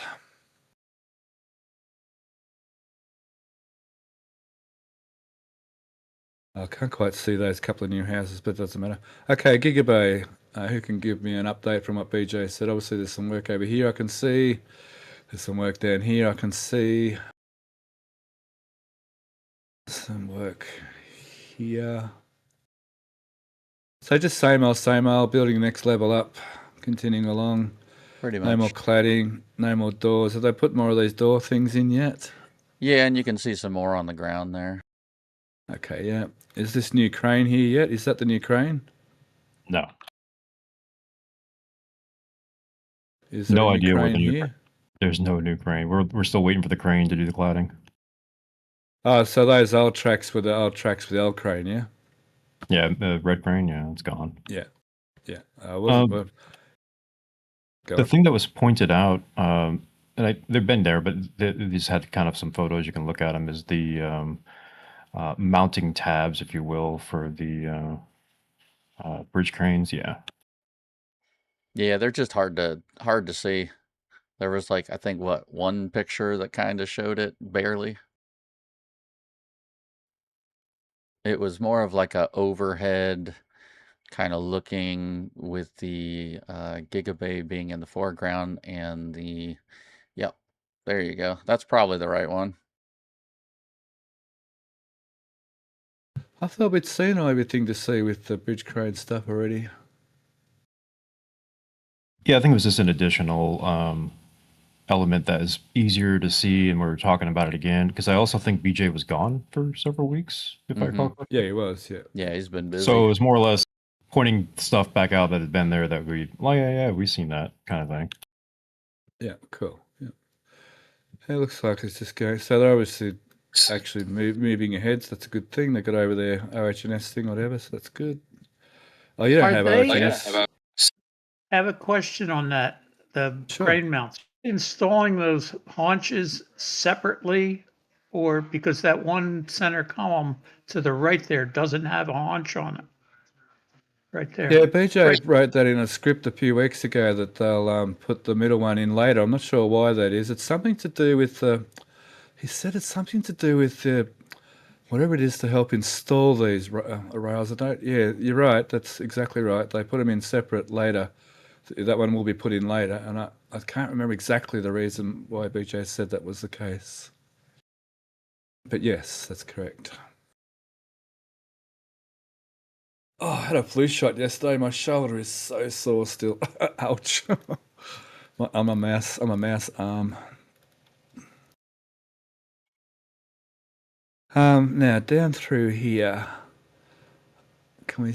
Oh no, we need a shot through there. We can't to see the wall in there. Can we get a shot through there this week? No, I unfortunately. don't think so. Okay. There's a in between shot, but you can't really make out that area Okay. too much. So Yep. So we've seen the bays. We get to see Booster 20 again. Let me see. I thought I saw some bay Well, photos. that shot you can see 21 or not. Oh, it's back. Oh, nice. Yep. Oh, nice. Yep. So Also, 21 just to finalize the village, there's a third house also being put together now, or getting Cool. started. So Booster 21 is up to still only Lock's tank, but it's got its down coming out, hasn't it? So it's only missing its aft section to be put over this side, isn't it? For the Lock's tank? Yep, correct. I think Ryan left, but yeah, that's what he's talking about, is the fact that we need 20 to get out of there so we can then put it over there to be able to put the aft section and join them together. Yeah. Ah, 20 still. Ah, gotcha. Yep, I see. Yep. Yep, it's in the way. Well, they could just put it on a stand, couldn't they, for now? Like one of the back stands. But whatever. Cool. They do what they do. I can't see any ships. Those ships we've got 40 and 41 still. Has 41 got its aft section yet?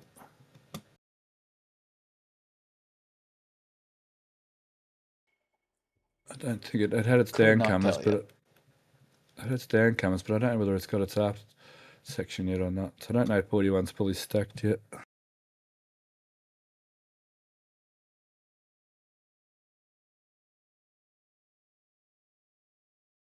Oh, Indy's lost the internet. Oh, okay. Oh. Yeah, the internet seems to be a bit funny today. So, boy, the cyber terrorists are at it. Whatever. I'm only kidding. I'm only kidding, guys. I don't do political stuff. I promise.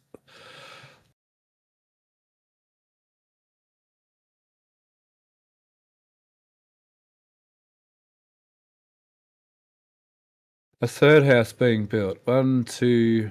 And Buckle my then if you shoe. look right to the left, nope, right there. Do you know that poem? 1, 2, buckle a shoe. 3, 4, kick in the door. 5, 6, pick up 6, 7, 8, lay them straight. Do you know that? Yep. 9, 10, do Yep. it all over again. I don't know what made me think of that. Anywho. Okay, so, well, that's pretty well the build side. That's about what we expected. Everything there. There's nothing real exciting. It was good to see that framework and give us a bit of direction on what's going on there. Obviously, there's not a booster in the middle now, that's for sure, which I think I was already guessing it wasn't going to be that, but there was still some people hanging on to that hope, so sorry to shatter that dream, but that's not happening.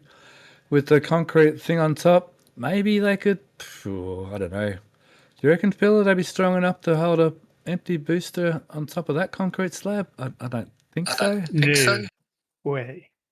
No way. Oh, no way. Fair enough. Well answered. Nice. I'll quickly go to the launch site, then I'll have a look around the outside sites. Oh, we had a little bit going on with the apartment. Oh, what happened there? Well, there's some foundation work and stuff going on in the front. Oh, nice. Gardens and what have you, maybe, and Right. some And then you can see footpathing. right there in the middle, basically, there's like two kind of 45-ish degree angled ones that kind of point towards that main entrance right there. So we're figuring those are probably going to be steps right there. Oh, I see, yep. Yeah, Maybe these are all steps into all those, that door. could be, yeah. And then on the right side of the building, we actually saw some trees getting installed over there. So very likely they're not going to be parking spaces. No, on right next to Oh, the yeah. building. Yeah. So I'm pretty sure they won't be parking spaces like we were kind of speculating for a while there. So these are probably going to be still just open, maybe not glass on the front. Oh, they may. Ooh, yeah, maybe. Oh, but they're going to be just open or with glass on them still. I don't think that answered my question. Oh, this looks nice and flash now. Look, a little curve detail here and everything. Ooh, it's very flash. Hey, look at that detail they've added into there. I don't know, architects some days, I don't know, jeez. Oh no, there's an angle wrong. Oh, that's on a different angle to that. What in the world? We'll just stop looking at that. Very good. On some of the renders, I like the way it looked like the building was sort of popping out from this wider edge here. It looks. I like the look of this. I really like the look of that. The way it sort of. So the building. It almost looks like that's sort of holding the building up in a way, but obviously it's not. But it kind of gives that illusion, you might say.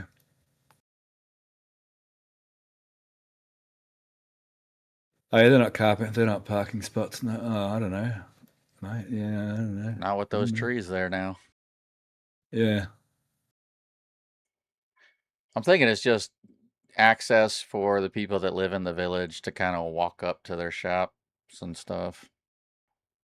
So is there any evidence of fit out crew yet? Like fitting out rooms and stuff out the back here or anything? They up to fitting out actual rooms with basins and power points and light fittings and what have you? I mean, I'm sure they are, just hard to tell. from looking at that stuff anyway. Yeah, lots of stuff's in crate. Gee, that's a micro storage lot for such a big building. Look at all those friggin' toilet porta potties. I never noticed all those before. I was going to say, how many portaloos does it take to build an apartment building? 632. Porta potties, portaloos. Yeah. Oh, because we call a dunny a toilet, a loo, L-O-O, or a dunny. Oh, the only other funny thing was we noticed that those vents, yeah, they're painted red for all three of them. That was kind of interesting. So I think that's a common hallway along this edge of that building. That looks like for that. And then I guess that's a common space too, and a common space. So is that really enough external units to service all these rooms? Would have a separate aircon inside unit, wouldn't they? Like their own reverse cycle inside unit. Is that really enough outside unit to service all those rooms? I guess it must. So is that really like a common refrigerant line for all the inside units? Is that what they do on a big building? I'm not. Yeah, they provide a hot line, a cold line, and then they can tap off of it for each location. Other separate control. So it's not like compressor air conditioning. It's actually hot and cold liquid, is it? Yes. Ah, gotcha. Okay. So this is basically a boiler or a chiller. Like a heat pump. Yeah, basically a chiller. It could be, Freon or what's the other chemical they use? Oh, so it could be refrigerant in here, you're saying? Yes. Oh, so so in the rooms they have a what do you call the other one? Compressor, condenser, and evaporators in each room. Correct. Oh, okay, Yeah, gotcha, is that? yeah. So split, like basically normal split system, but it's just a massive big system with a common line. Gotcha, thank you. Because do they ever require heating in Texas? Does it get cold enough they would need heating in this building? For sure. Okay. I guess it depends how you climatize. Cool. All right, let's go to launch site. It snowed there once. What?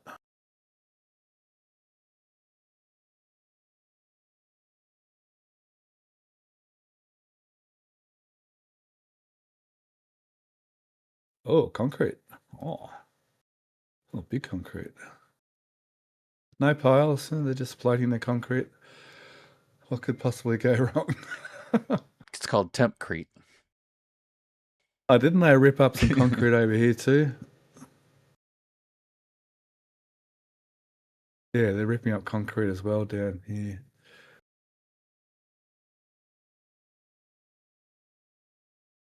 Okay, so it's just starting to get this wall. I wonder if that's just to do with the wall, actually the wall, because I think some of these walls had a fair bit footing down under here, didn't they? Correct. Oh, That was the last leftover piece. I really thought they were going to get rid of my building over here, but they've actually fixed it. What? I thought it was still damaged on this flyover. Okay, so the other side. When was it? Oh, it's the other side. Ah, okay, so the part that's roped off right up there. Ah, gotcha. Yep, I had that totally backwards there in my mind. So that doesn't necessarily mean they're going to get rid of it. Like Jake loves to keep reminding me. Doesn't mean they're getting rid of it, Stephanie. The side that they did the block wall to 6 months ago is perfectly fine. The only part that got damaged is where the block wall ended.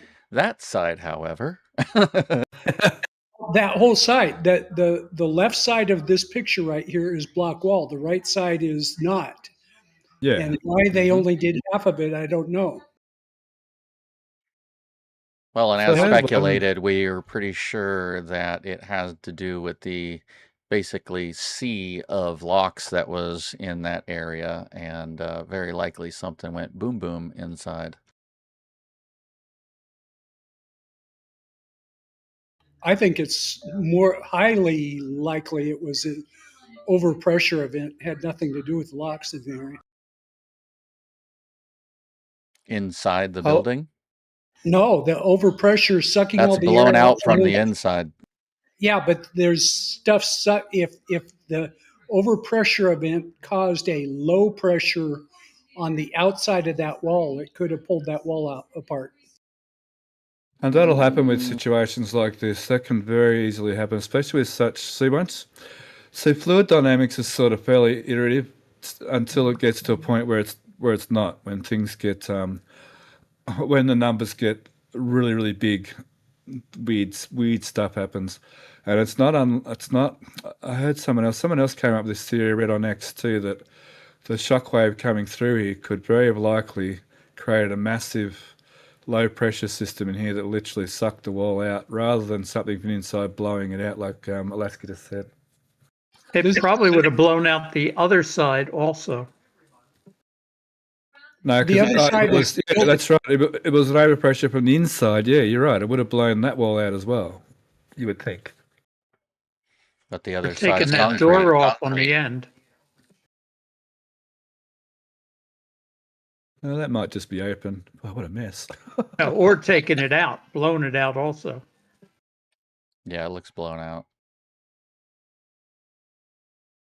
Yeah, and I like what the Phil just said is that it was from internal. That you'd think that wall would also be damaged. Like I said, that other side's concrete. That side is. Mm-hmm. Oh, sorry, I didn't hear you say that. Oh, okay, well, maybe not. I don't know. So 50-50, 6-7. Could be either way. Zach's pretty sure, too, that something inside went boom because of the locks. Well, But we just don't know, obviously. We don't know yet. This is about the same distance away as the sign was, and I think the same thing that tore the sign off the wall tore this apart. Hey, this little building fair. Oh, all right. Everything else around it's just fine. It Interestingly. almost looks like some almost looks like some marking on that wall too. Oh, there's some more concrete. Okay, lots of concrete this week. Oh, I've got pictures all over the place now. Dang it. Oh, that's the wrong end of the world. Let me go back to the middle somewhere. So I haven't seen any major changes here. Oh, hang on. What have they done here? Oh, no. So nothing really changing here yet. So if they're doing that at Florida, I kind of expect to see some more here as well, perhaps. It's been rather quiet here by the look of it the last couple of weeks. So we got a good shot down at the trench. So some of the trench walls are a little bit burnt, I noticed. A little bit charry there, but I think Alex is saying it's like a reflective spot there. It's like a focal point of acoustic reflection. Although we had good shots last week anyway, straight down on the launch mount, didn't we? Don't think we need to go there again. What are they concreting over here for? Is this just part of the rebuilding process, or did the launch wreck a bit of old concrete? Or is it the locks? Maybe the locks. There was a great big pool of oxygen here, wasn't there? To the left of that. But yeah, I'm kind of curious. There's the outlet there. Obviously, it's that pond that they're pumping. And then the old booster stand was in that area at some point. Oh, there was too. Yeah, it was too. Booster 8 was sitting just here somewhere for the longest time too. Yeah, that's right. Yep. It was about exactly right here. Yeah. If you believe the plans, I believe that's supposed to be the high pressure exchange area.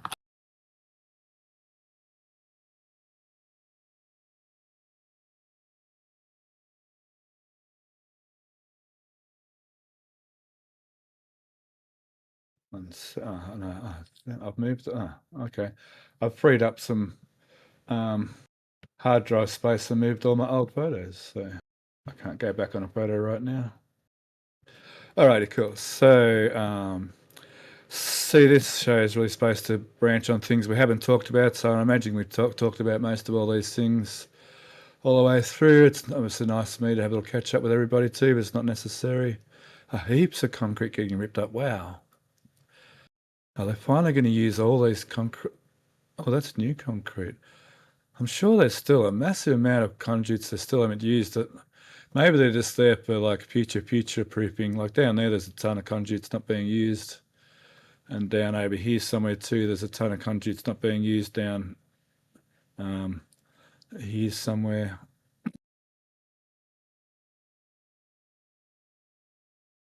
What are they doing in here? Have they removed any of this pipe work in here or any sort of stuff yet? I'm sure that's all going to get removed one day. We need a back shot.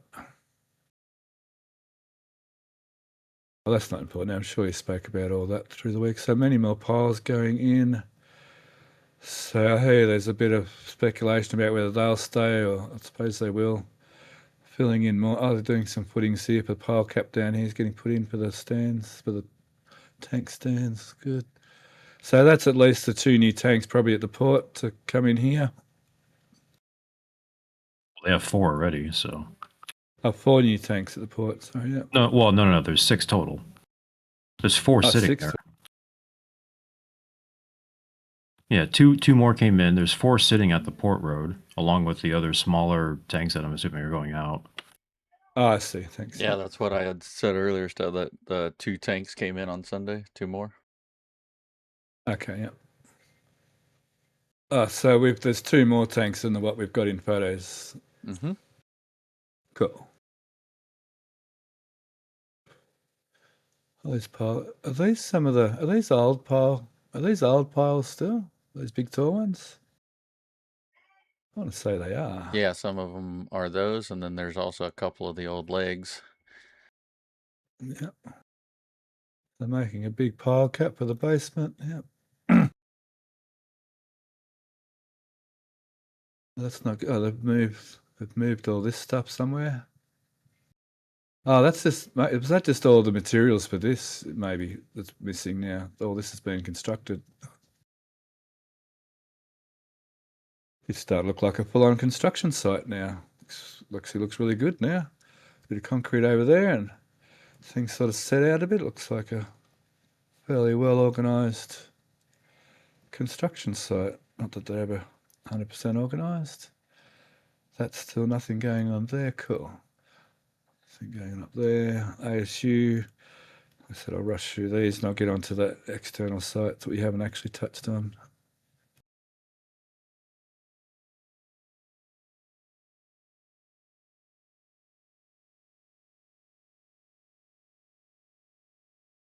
Oh, big pipes. Some more big plumbing, some transformers, yep.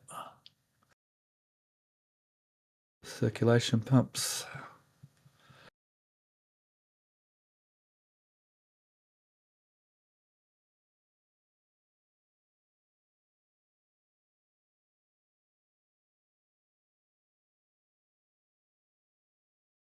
Some more plumbing to go in. Some more of the prefab concrete walls or curtain walling, whatever you want to call it. Oh, is that new framework? Mm-hmm. Not sure exactly what for, but yeah. Doesn't look like it's in place. Looks like it's being stored there. Yeah. Is this, Phil, is this to do with the outside walls, or is this something else to be added, like more structure in here, these things, or is that, what are they, do you think? They're a little big for what I would say would be girts or something like that to hold I think they're structural in that. They're beams, aren't there? Are they beams going back under? For the roof, yeah. They're just deep beams. There's a cutout to lift out that oiler, isn't it? Or that motor, so I don't think the beams would go across. I don't think we're ever going to get an answer because next week we're going to have. So we have another shot where they're installing the structural or the concrete walls. Yeah, we'd See, have they're to. not on the right hand side there at the top either.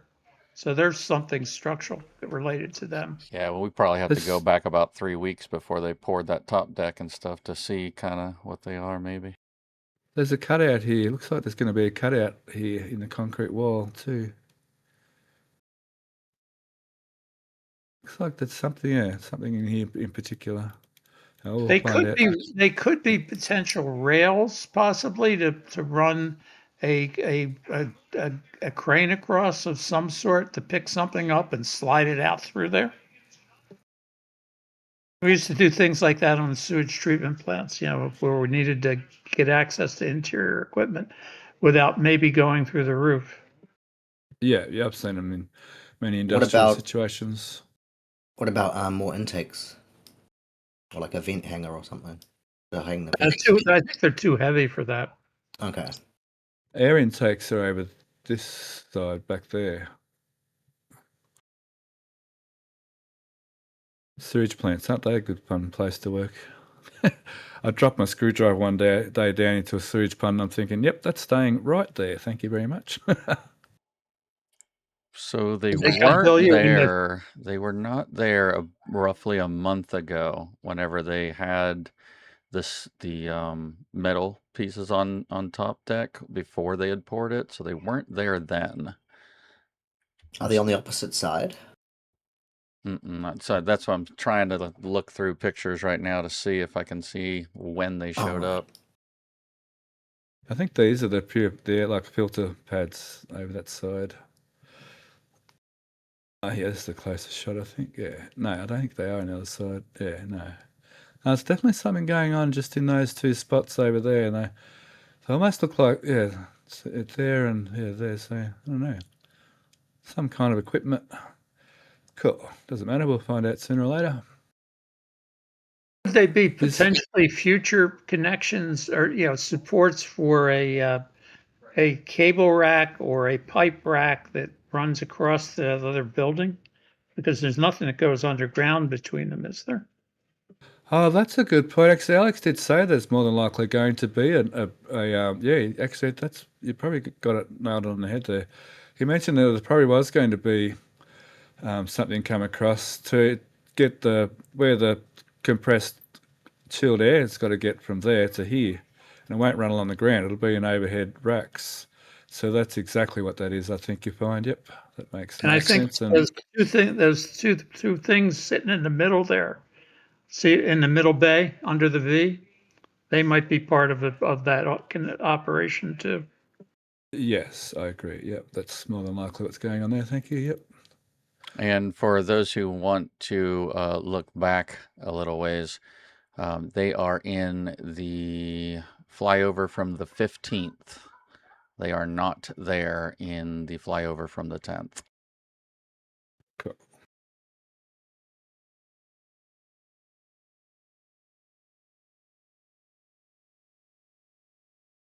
I could bring that up if I really want to, but I'm not going to. Okay, so any questions in chat? Let me check. How's chat going anyway? I feel like I've had a whole month off holiday. It's been so good having a week away and A little slow, yeah. but it's not too bad. All right, let's see. So I think this one is probably specifically for you. Celia Aurelius asks, do you think SpaceX will build a pad in Canso, and I believe that would be New South Wales? Where? Canso NS. I have no clue where that is. It came up as Nova Scotia, but I don't know if that's true.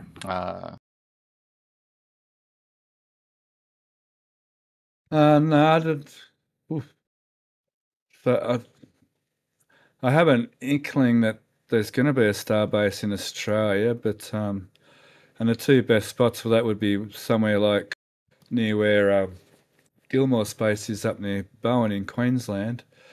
New South is getting a little southerly for latitude. Or the other place is up near Arnhem Land where it's there's already some rocket launch facility up there as well.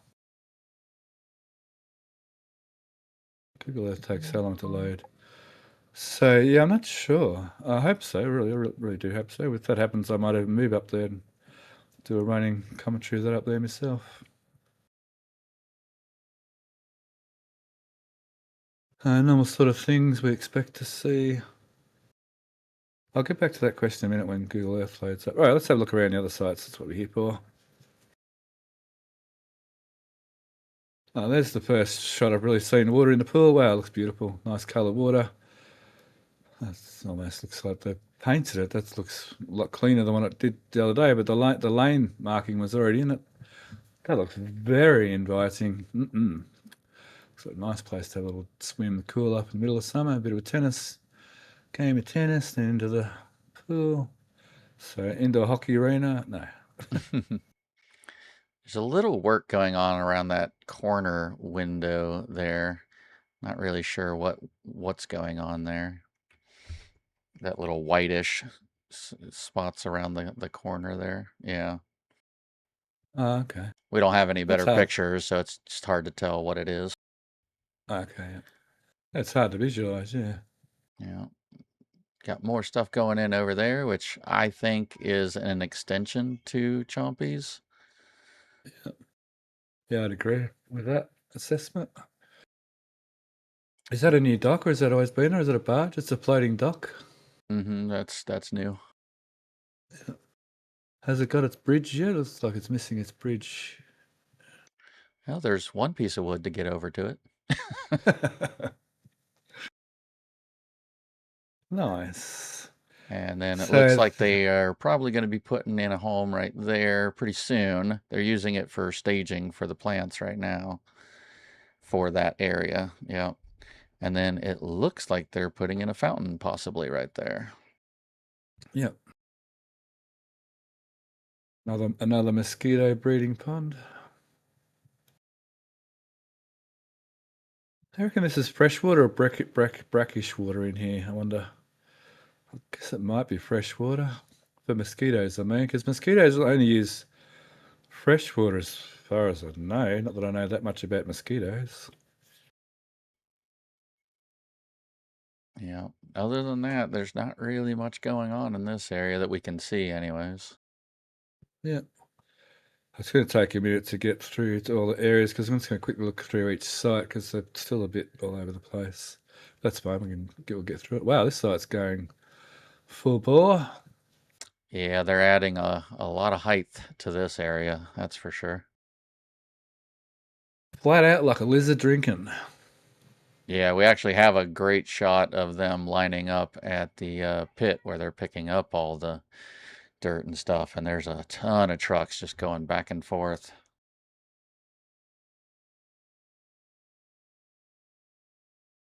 Do you know why something can be as flat as a lizard drinking? Sure. So when a lizard drinks, it lays flat on the ground and absorbs water rather than drinks it. Interesting. And in Australia, if something's going really fast, we say it's going flat out. I expect that might be an American thing as well.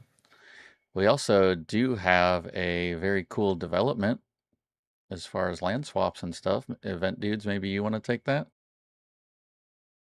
Sure. We have what we've discussed, I don't know, 2 months ago now, about the potential land swap, and that was going to be over next to Massey's and Rio West. And we got the final EA and the Fonzie today. Basically, no changes from the original, other than they addressed some comments and some concerns that were in the communities. That's definitely not it. That's funny, though. No, I messaged you the picture. But basically, it could be weeks, and then we'll see what they're going to eventually do, which I'm thinking they're going to expand Massey's out a little bit for having a true Massey's site for boosters and ships, and then having an R&D blow them up tank testing site, as opposed to having it all in one. Everything else is probably just going to be expansion for Rio West and other areas, so they can expand the population. What's divested land mean? What they're getting. Yeah, the land that is divested, meaning they have given it away in the framing of Fish and Wildlife. And then them acquiring would be in the framing of Fish and Wildlife acquiring it.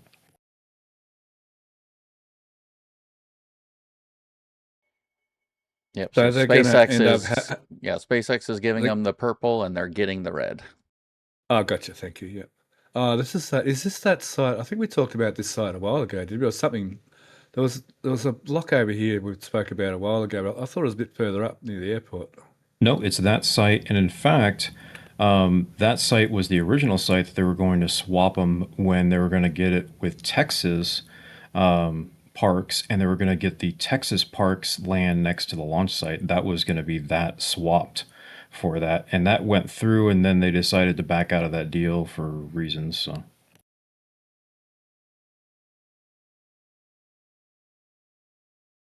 So what's the time frame for this?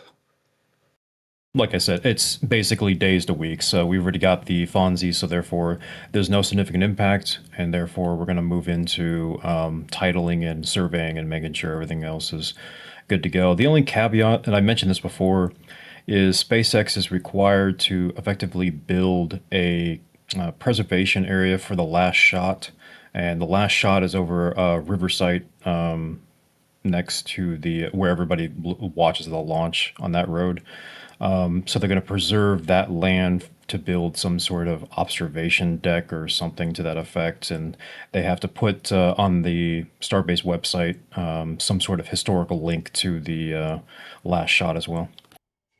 Yeah, a couple other things that I saw as well is that as they are starting to do new construction and stuff, they actually have to hire some preservationists and stuff to go through and look for Civil War era items before any major construction can kind of go on. And then, if I'm not mistaken, it was 10 acres around like White Ranch or something like that that they have to preserve as well. Yeah, correct. White Ranch was the potential location of the final shot of the Civil War. Again, next to the river, close to where everybody watches the launch, and that's just for them to preserve that area. Awesome. Thanks. Really appreciate you keeping up to date with that event, dudes. That's a barge. Yeah, that's the new one. It's not that name anymore. You'll thank me later, but still. Does it go under the new name, or does it still go under the Marmac 31 name? I think they're all registered underneath Marmac. I'd have to double check in the actual registry for them, but I think they're all Marmacs. I think the little internal name thing that they put on the boat is just like, just a little joke inside thing. I don't know if that's actually registered to anybody. Okay, yeah. Looks like Mega Bay doors. When I first saw this, how it sort of folds to go up. And yeah, I think like Jake said, it's surprised just how actually structural this more than just a tent. It's a little bit more beefy than that. Now that's on the opposite side of the port. Where is that in the port? It's over there. Yeah. Yeah, it was one down from what I pointed out before. But yeah, that's the BCD. Not really a dock, but just more of a holding area. Yeah. Okay. So it'll come and like put the door to this side, whatever. No, well, it's down towards the end. Remember when we're seeing the dock 3 being remodeled? It's basically the slanted dock that's next to that. That's where it went today, this morning, I think. Yep, right where the top left of that picture is, that's dock 10. So it maneuvered this morning into there.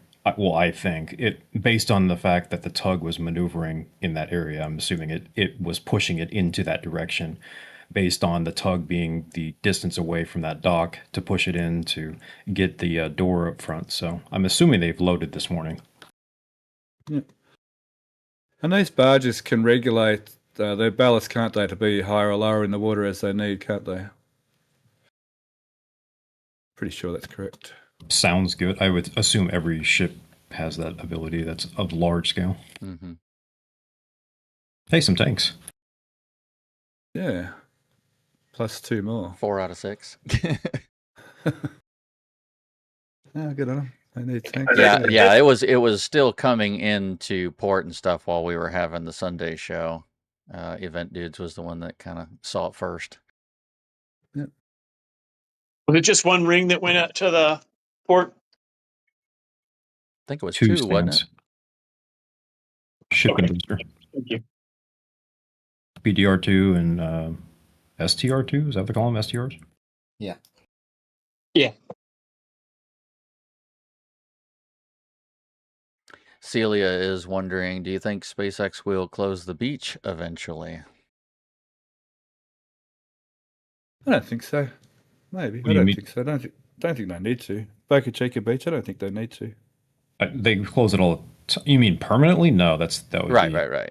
completely. Right. In fact, there is a Supreme Court case, Texas Supreme Court, that has gone on. I thought this was already settled, but it's not settled. So we're waiting on the results of that, of whether or not they can even close it in the first place. So What, you mean for launches, obviously they're allowed to close it, is that right? But you mean close it fully? They're not allowed to. And this has been contention for a very long time. I just thought it was settled a long time ago, but it's not. The idea is in Texas constitutional law, you cannot close the beach. However, because of police powers or what you would call just legislation passing laws, you can pass a law saying in a case of emergency or other extenuating circumstances, it kind of overrules temporarily the constitutional law of you can't close the beach. So then the argument becomes, okay, well, does a private actor being able to go up and then for safety reasons, same reasons, be able to do it? And that's basically the question before the Texas Supreme Court. Oh, gotcha. Cool. Yep, thanks. So SpaceX allowed to close Highway 4? Is it a different jurisdiction, a different set of rules, which in turn closes the beach without, in quotes, closing the beach? Same idea again, because again, in that same Texas constitutional law, you have the ingress and egress of the beach itself, which would include a road. It's basically just if you think of a right of way, same idea. So same question to that. However, as far as just temporary things, what they do all the time, that's just a normal, every county, city, everything does that. Cool. Thank you. I'm sure you're going to get asked. I'm sure you're going to get asked that question again one day. So thanks for your patience and your. Well, just to throw it way back, the original joke was they were going to build a bridge over to the beach and then take over Highway 4. I don't think that's ever happening, but they did think about building a bridge instead of doing the hovercrafts. Oh, over this end of the world. Correct. Okay. It's rather ambitious. But they could build a bridge and a road across from their new site along the canal and connect to the bridge over that opening into the back bay there. That wouldn't be that big of a reach. Yeah, I think they just have to go through some more properties that the port has to be able to put a road there. And then what you're talking about, that bridge through the... No, to the left, right there. That gap. Yeah. Okay, but still, but come launch days, they've still got to have a range. So I would have thought because of the current administration is so keen to keep helping companies like SpaceX, that they would allow them to have their range quite easily. Well, but federal isn't necessarily state, so. Oh, of course. Yep. That's right. Yep. Sorry, you were saying Texas all the way then. Yep. Of course. Yep. Yeah. No, as I understand, over there, federal and state are very different things. Yeah. Just completely off news, and this has been a long time. They actually just finalized that rule, which you're talking about for the range for federal. It had been a temporary rule for the last year. They're doing comment period. Oh, cool.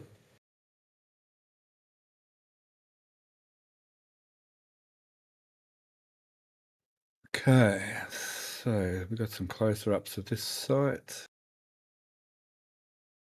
Well, this is getting more populated. This is between the factory and the Gigabase Steel. Yeah, they moved all the trusses or whatever you want to call those beams things over here. They were over next to the rocket garden. They're over on the other lot across the street. No, they're on this lot. The bridge crane rails. Yeah. No, sorry. Well, sorry. I was talking about the they're welding in beams together. Yeah, that there's was happening over there on the other side too, wasn't it? it's this lot. It's just the other side of it. Oh, I thought it was the top left corner when we were looking before. They had set up a welding area. Yeah, it's the brown Not in lot. this lot, but the other lot. No, it's a brown lot.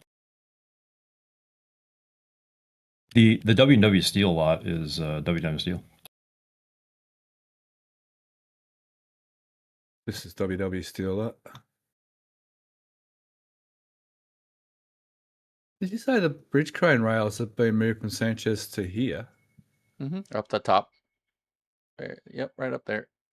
I don't know Oh, if wow. that's what that is, but whatever those are, yes. There is one good picture. I'd have to go figure it out where it was again. Right. Oh, so give me look Yeah, at a couple of Sanchez these again. pictures aren't that great.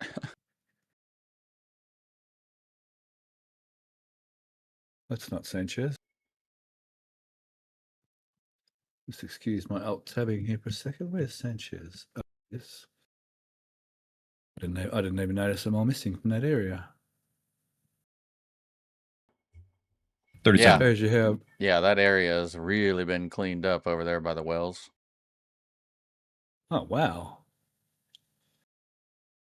And no development here. I didn't even think to look there. It's still No, got nothing yet. a ram on its own. Everything's been cleared away from it. Well, right above it is a development, but on the trailer. Is that like an old Aerodyne cab? Ridge caps. Oh. Very Corner nice. caps for the OLM. Yep. For the flame bucket. Oh, top ridge. Yeah, I'm just trying to remember how that fitted in the original. But yeah, I remember those parts in the original flame diverter system. Are they flat on the top? And that looks like something out of a science fiction movie. I'd have to go back to find exactly. I'll give you an answer next time I'm online. I'm not going to do that today.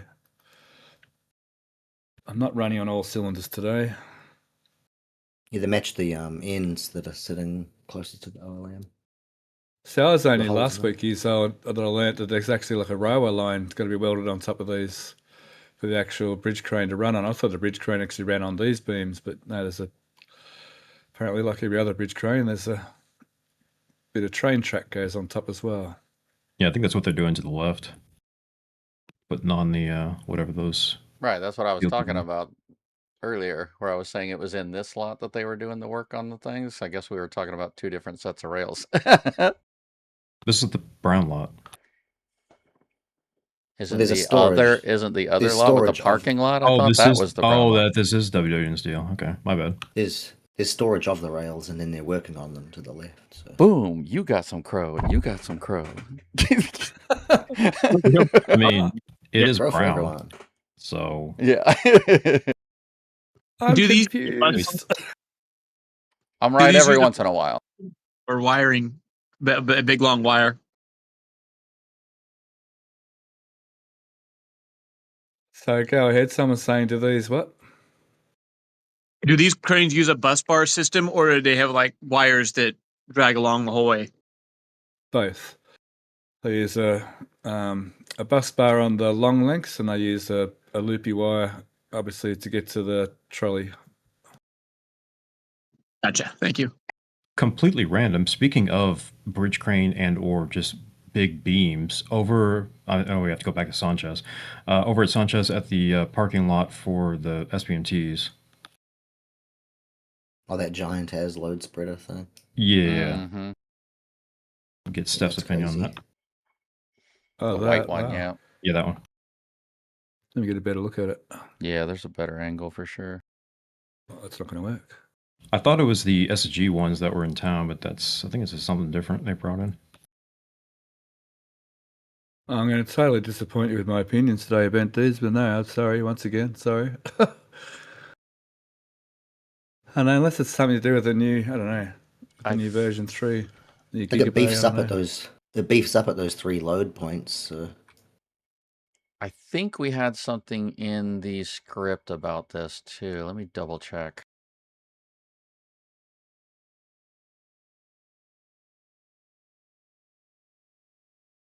I mean, I Wow. was thinking Gigabay side of breakover, but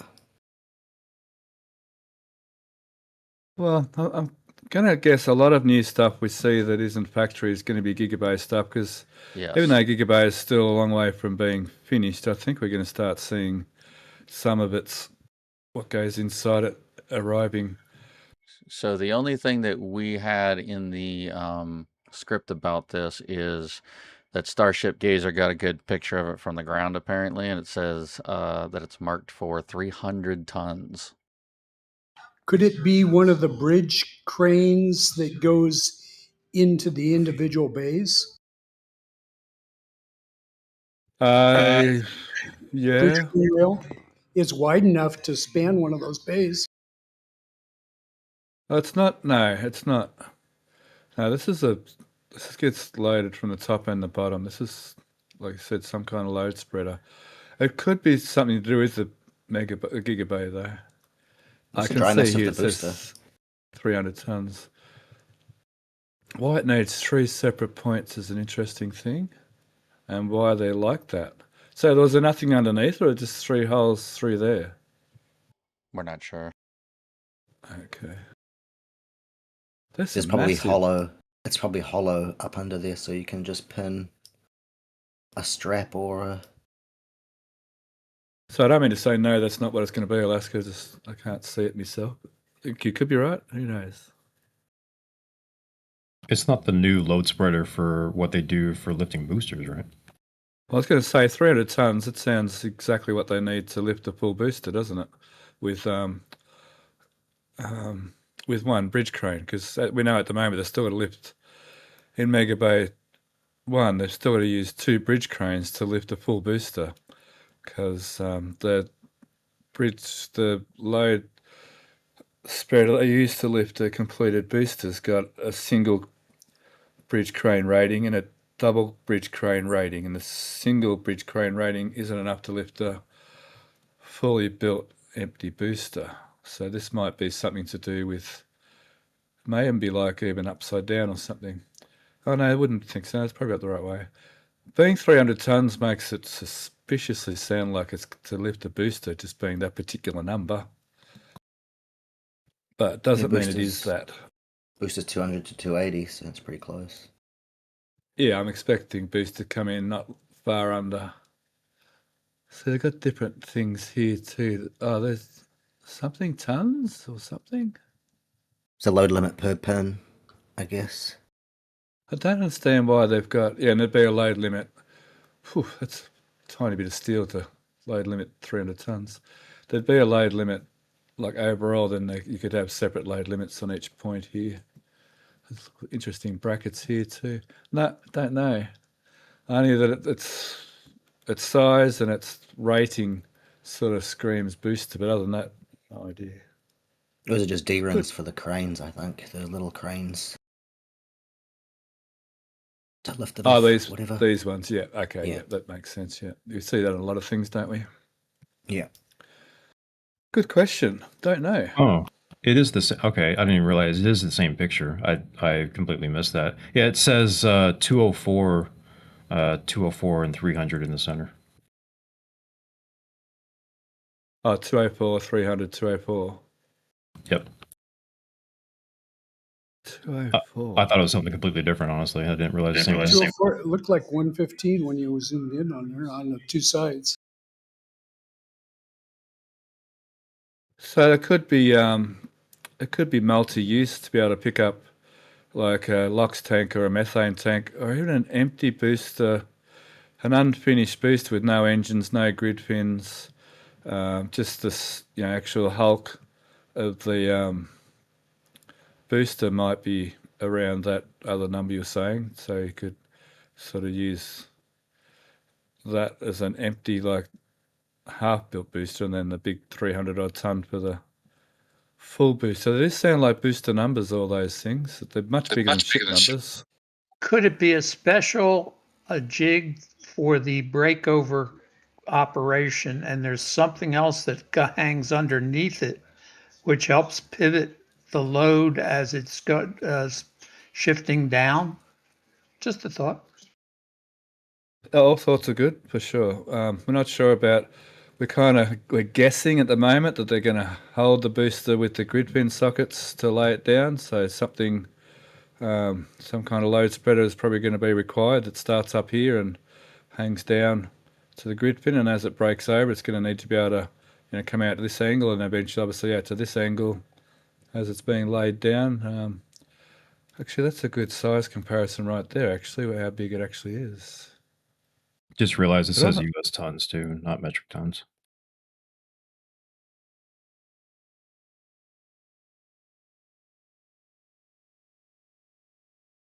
Looks like it's barely 9 meters. Yeah.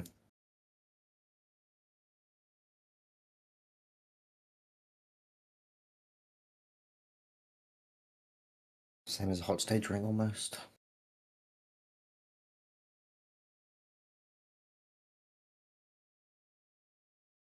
They're not big enough to reach over the side of each of it, but yeah, it's actually it's exactly 9 meters on those two loops.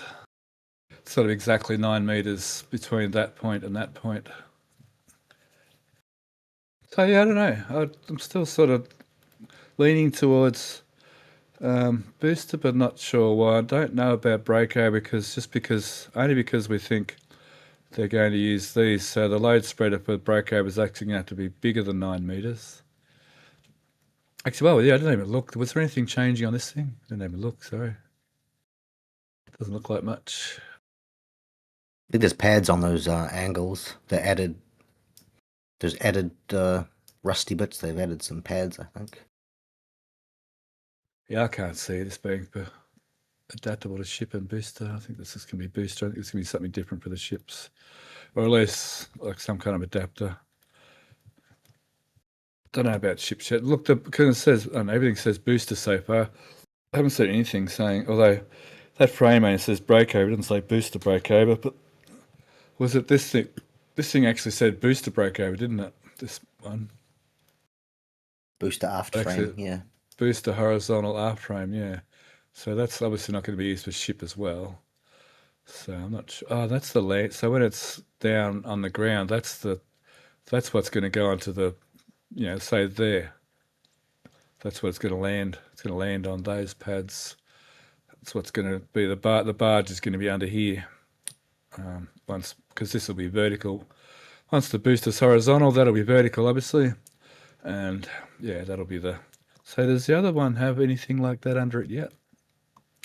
Yeah, it does. See here again. There's the landing spot for the to attach it to the barge. Yep, it's all pretty obvious now. Cool. Now getting back to the other areas. Awesome. That's fine. I'll keep asking questions, and yeah, we'll keep trying to answer them. Thank you very much. Appreciate your answers. So a US ton is 2,000 pounds, isn't it? I think a British ton is 2,200 pounds, or 1,000 kilos. Yes. I think your gallon's like 3.8, I think, and a British is 4.5. An Australian gallon's 4.5 litres. I think yours is 3.8 litres. Roughly. It's 3.78. Okay, yeah.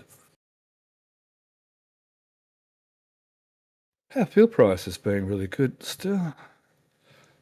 Our government took off the fuel excise tax, so we took 20 cents a litre off our price. We're doing okay with the fuel prices at the moment. Though I'm driving, instead of 100 kilometres an hour, I'm driving around at 90 kilometres an hour and getting much better fuel economy. Driving around like an old grandma, I am. All right, so I don't think there's much more. That's awesome that we've saw that work over there on that steel site. There's obviously work still going on with these. This looks like some new pipe work up there. Over here, there's still some more concrete for the ASU. There was also a little work if you go over to the right about 4 or 5 pictures back over to the other lot. Go over one more. There you go. You can actually see some work going on down at the bottom there too on some of those rails. Yep. Okay, yep.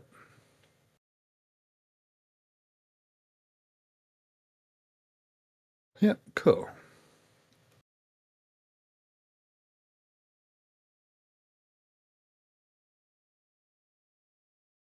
Oh, I see where that is. Yeah, that's the cladding. This little pigeonholes for everybody. All right, talk about keep your work sites tidy. Nice. Okay, so the barge is just over here, isn't it? Yep. Yes, Well, it's over here now, actually, but yeah. that's correct. Awesome. Is this not the? Is this a ship that? So since this photo, another ship has arrived with 2 tanks on it. Correct, and it was at D10 and it's already left. It was the BBC Nile, I believe. Actually, we're trying to get a picture of it. I don't know if they ever did. It was going through the Panama Canal, which they had cams on it. But I think when I looked at it, it zoomed through it too fast. Oh, there are live cameras on the Panama Canal, is there? Oh, yeah. I mean, Oh, you wow. can get a camera of everything nowadays. You can watch birds or eagles or Yeah. random rockets launching or exploding. I mean, yeah, there's all kinds of cameras. Oh, wait, hang on. Am I just sorry? I thought the barge was on that side. Hang on, what's going on? No. You're the slanty part up there on the left. Yeah, that's right. Yeah, so I thought it was temporarily parked over this side. So the other photo had me disorientated. No, it's the building with the hole in it. Oh, ouch! What happened there, guys? This doesn't look like it's even used anymore. No, it looks very much abandoned, doesn't it? Well, I mean, if you look at the dock, I assume this place was a bulk, whatever that is, grain or whatever that is, commodity in there. They were loading that, and that's what that dock was for. And I mean, if you look at the 2 barge-looking things above it, it's probably how old that is. Ugh. Yeah. Yeah, and this would be to be able to, go along the ship. They could move the elevator. It looks like they might still be using at least one of the buildings, or unless they're clearing it out or something, because there is a tractor down there right below your hand, just outside the opening. Yep. Oh, you mean a truck? Yeah. Cat dozer or something. Oh, sorry. I thought you meant like a semi-trailer engine. Like we call them prime movers. You call guys called prime movers tractors. The cab bit we call a prime mover. You guys call a tractor, I think. Yes. Yeah, we just call them prime movers. Or 18-wheelers. Well, that's what the whole truck's called. But Correct. we have the triaxles, so they're like more like what 18.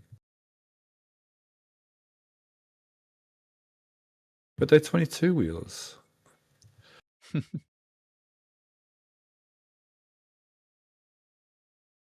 Yeah, Aussie's trucks have 36 tires anyway. Oh, that's on just a standard single trailer truck. That is, of course. We have bigger trucks than that. Oh, cool. All right. I was wondering how I was going to go with today's show. I didn't wake up very well this morning. Nice. So at Astra's, any no news on this site?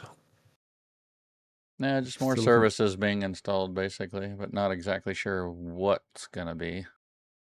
Field house and some sort of athletic whatever thingamajig there. Yeah. Mm. By the way, that ring right there is what I was referring to that had those in the storage lot that had the bolt pattern or hole patterns. You could see it on the other image you had before, but Yeah. So they're the turntables. so what would Are you need they- an aluminum machined out turntable thingamajig for? With those things on it. Oh, go on. Haven't we seen that kind of a bolt pattern on one of the ring walls that was over in Massey's too? They replaced the top of it and it had bolt pattern like that on it. I remember talking about this about 6 months ago. Well, there's that adapter ring they put on test tanks. Is that what you're talking about? Or you're actually talking about Well, there's an adapter ring that they can bolt down to the ring wall because they put an adapter ring on it as well. Could it also be something that could be bolted onto either end of booster or ship to help it be able to be broken over? So like those 3 handle looking things where you would put the straps to kind of help ease it down, maybe? I brought that up last week and somebody shut it down saying that booster doesn't have all those bolt holes to attach it to. Well, if you're milling it, you obviously want the face to be very precise. Yeah, the Yeah, fact and that that aluminium would- is interesting. Sorry. That may have to do with being a bearing for that turntable or something.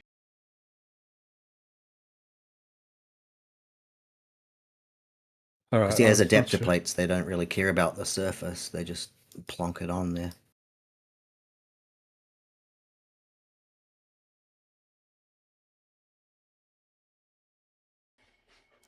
Curiouser and curiouser. But this turntable's been sitting outside for 2 or 3 years now. And is it just me or those little pieces next to those rings kind of look like those funny stands that they're building in Is there a closer Sanchez? here in this folder? Let me see if there's closer on this folder. I wonder if it's something to do with the nose cone that they might want to test. You know, that nose cone's got extra bits on the top. Maybe they want a precision flat adapter ring for the nose cone for that crusher stand. It's in batch 2, Steph. Thank you. Yeah, okay. Can you just deal with that for a second? Because if they're going to use nose cones as tank sections, they might want to seal them up and test them.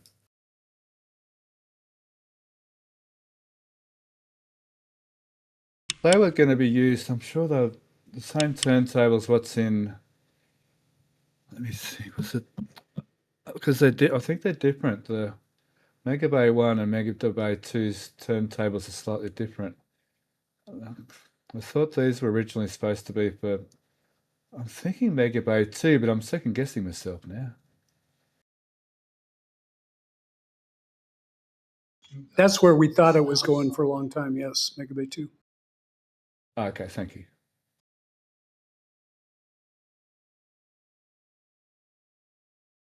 Can you give me a file number? File name, maybe? 4152.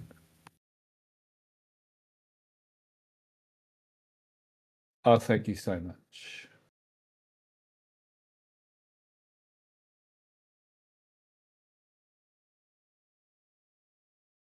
A little bit foggy this morning.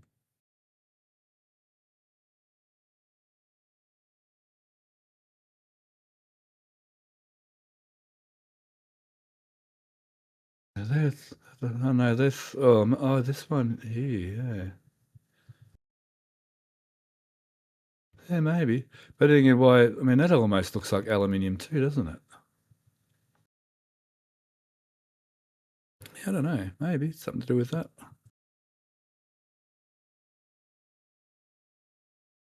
Don't know.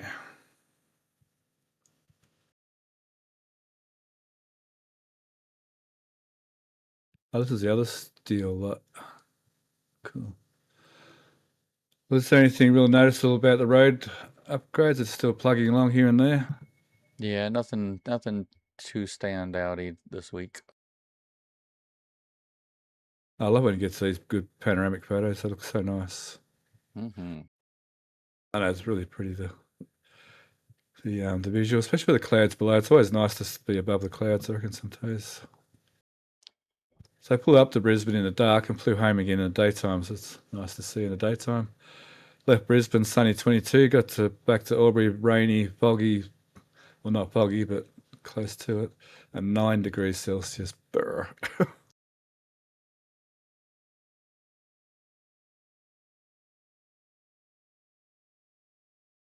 All right, so any other interesting outside sites you want me to look at there, Matt?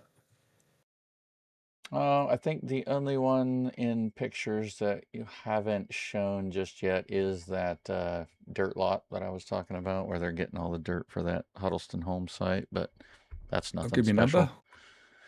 number. I'm not on it right now. 1 second. Is that one of these photos?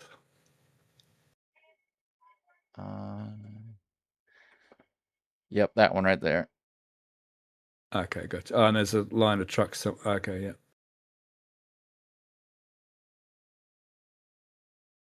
Yeah.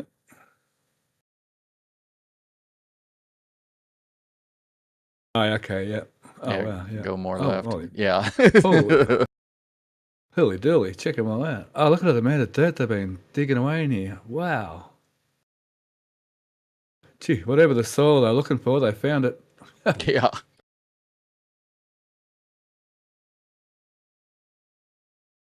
Wow, so many trucks and only 2 excavators. Seriously?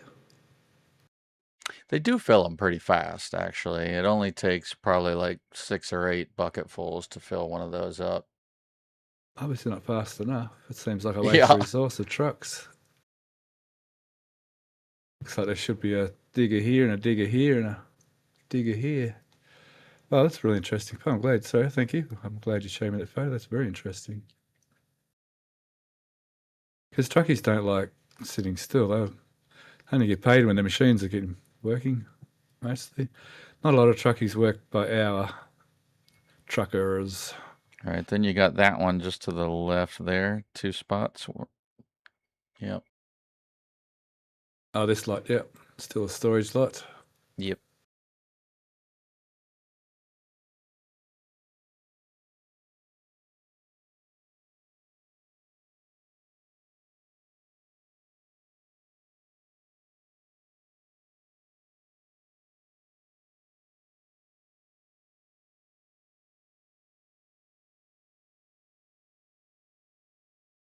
Yeah, Flo Jake, that is a lot of trucks. How high does that soil look above? Oh, where is it again now? Damn it. How high? Doesn't look very high above ground level, does it? Oh, I'm not going to find that photo again, sorry. Let's go look at the boat. Oh, we haven't had this angle from the boat before for a while. The front fell off, the back fell off too. Oh, I don't know why you're getting that. I'm on streamer, mate. I don't know why that's happening. Discord and my computer are playing up big time today, this morning. As I said before, I was trying to select multiple folders with a control key and the mouse, and it was just opening them. It wasn't actually selecting them. And We'll then let it slide just this once. And then it made a copy of it, just about every single photo in one of my folders. It made a copy of it.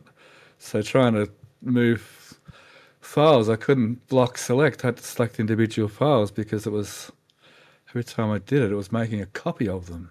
I don't know what was going on. I just had an update. I'll do another reset later. I was just happy to get it to a state I could actually go online, to be honest, this morning. Oh, this is a good angle back this way. I like that. That's awesome.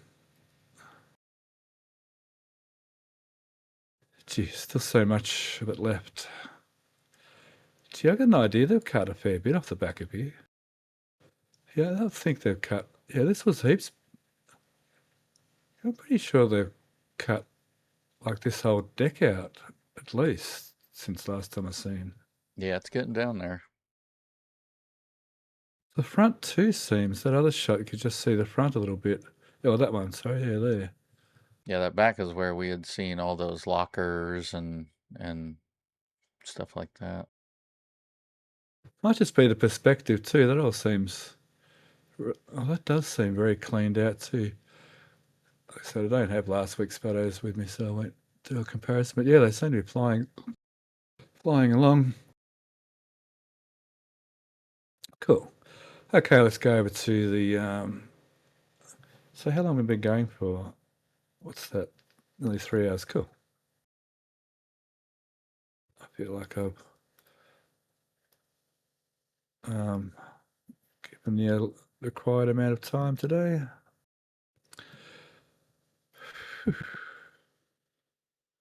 So, over here, I'd have put that last bit of thing in over there. Drilling lots of million holes for the new tank. So there'll be another one over here, obviously. So maybe, or that distance, so maybe even that's the site for the new tank going in. A big reservoir, big water reservoir going there. I don't know whether I noticed that before.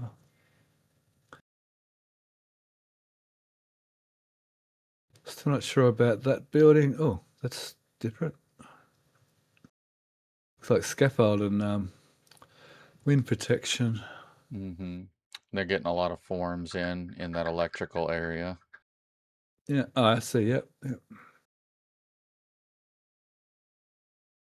Man, this train's been here for so long, but still look how much amount of work is still going on in there. Like the bulk's been done now. There's so much more to do to fill it out.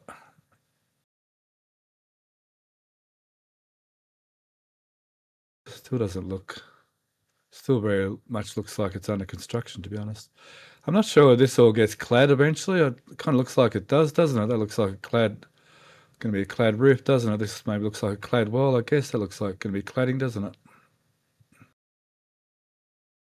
Yeah, definitely looks like it'll be closed in. Oh, the pitch, because it's got a pitch roof, of course, obviously. Yeah. I don't know about these. I don't know about if this all needs to be clad. I haven't actually seen one of these before, really, to be honest. Not in this much detail, anyway. Come for the rockets, leave knowing about cranes and liquid gasification plants and ships and boats and all sorts of wonderful things. Concrete and piles, aeroplanes, barbecue pits.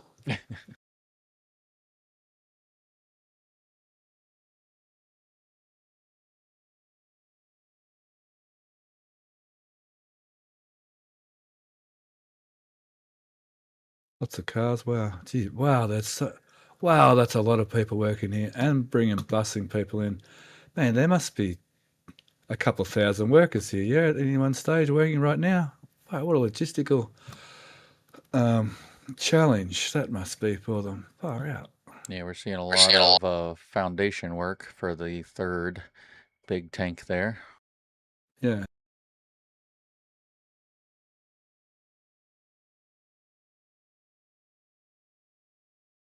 Geez, I wouldn't like to be the one forking out for that payroll. I mean, I guess companies are doing this, they're happy to, I mean, it's part of the investment of the development, isn't it? You're happy to invest money to get a return, so yeah, but I imagine the payroll will be decent. Probably not as much as the infrastructure, though, really.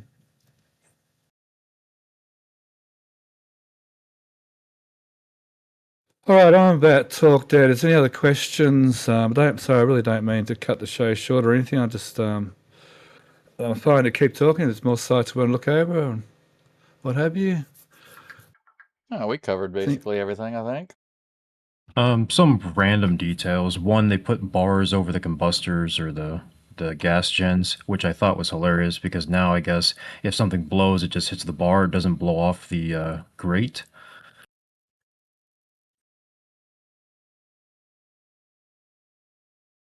Let me find that. Hang on. Fair enough. That's pretty cool.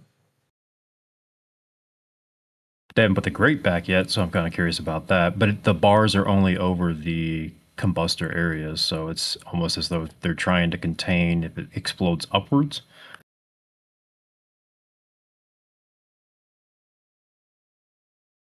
Oh, wow. That's some armor shielding going on right there for sure. Far out. So I'm going to put armor plate on there even too, or not armor plate necessarily, but just plate steel as well. Wow. Aw, no more flying pieces? Yeah, Not fully upward. contain it. Fly outward, I guess. Awesome. And then the only thing else I had was, and we're not finalized on this yet, but we're getting a gas pipe, which I know a lot of people were confused about if they can just run a liquid natural gas, but they're just going to run a natural gas pipe, 8.11 miles, and they're going to name that thing Star Pipe because of course they are. So waiting for that to finalize. They did say it was going to start 7/7, so wherever they're going to go with that. And the guess right now is up towards their new property at the port because that's roughly 8.11 miles away. Yep, and there's a gigantic 42-inch gas pipe to draw off of that. If it's anything else, I don't know what it would mean because everything else would be well more than 15 miles away. So I'm not sure what this 8.11. This is my other theory is maybe they're going towards the road and they're going to get access to the road. So they just have this as an initial and then they'll get access to that road and then they'll do the rest of the pipeline. So either that or they're just going to go straight through their preservation area on the side of it. And then that's about 8.11 miles. So is this preservation area or is that preservation area? It's below that technically. It's a square with a little notch on it. How big is that line? What's the question? How big is that line? 42 inch. The one they're putting in 16 inch. Because isn't there a line that runs from Sanchez up Route 4 and about a third of the way to Brownsville? Yeah, you can actually see on this map, you can actually see it. It's the green line that's right there. It is abandoned, so they'd have to somehow recertify it, and it's also only 4.5 inch. Okay.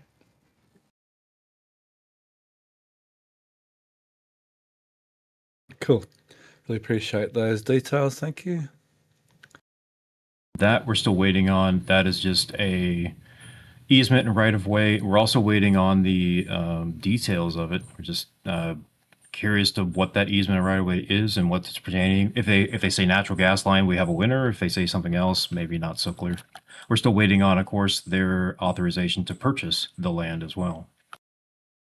Isn't there supposed to be new power running into the ESU as well? That was a Dave thing, and I have not seen any information on that. I think the question was if they were going to do that, why they didn't do that already. But if they are going to do it, that might be years down the line. I don't know. That's the two tanks coming in. That's the OG. If everybody remembers Padre, that's OG's channel, and that's two tanks coming in on BBC Nile.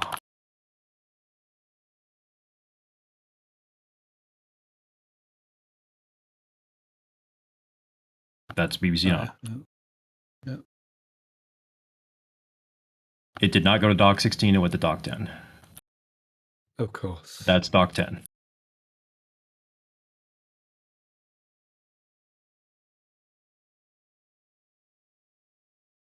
Oh, this is Dock 10. Okay, yeah. Correct. Yeah, sorry. Yeah, you're right. No, it's all good.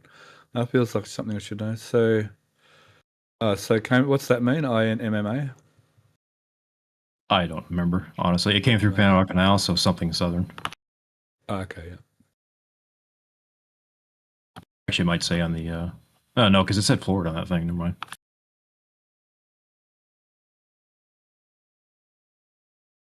Yeah, the other map I drew, hand drew, basically, it kind of shows the outline of the preservation area that I was talking about. I probably should be able to find that, but I'm not finding it.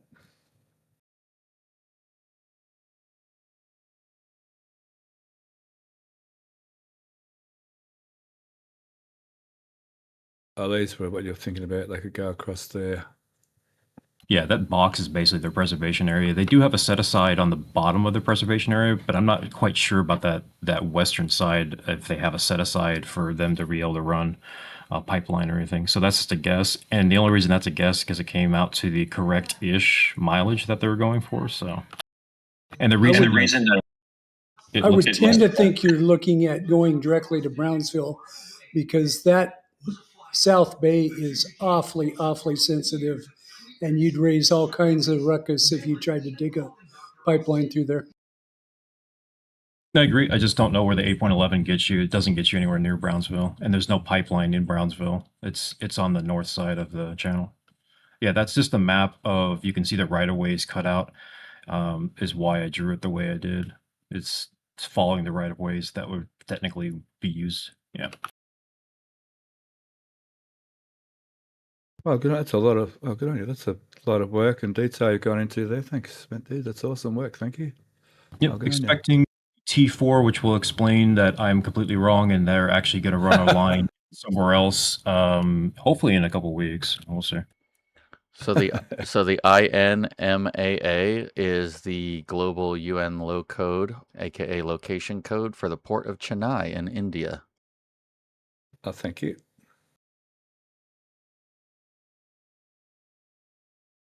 Oh, that's right. You and Alex were talking about something in here as well. That is, again, the green area is going to be the area of which they set aside effectively to be able to, they said in the what you see right there, for utilities or future facilities or something to that effect that would help Starbase out. So that was the theory that we were going with about some sort of easement along that preservation area. Cool. So that's all, mate. That all clear as mud. Thank you. No, yeah, good work. Thank you so much. We appreciate that.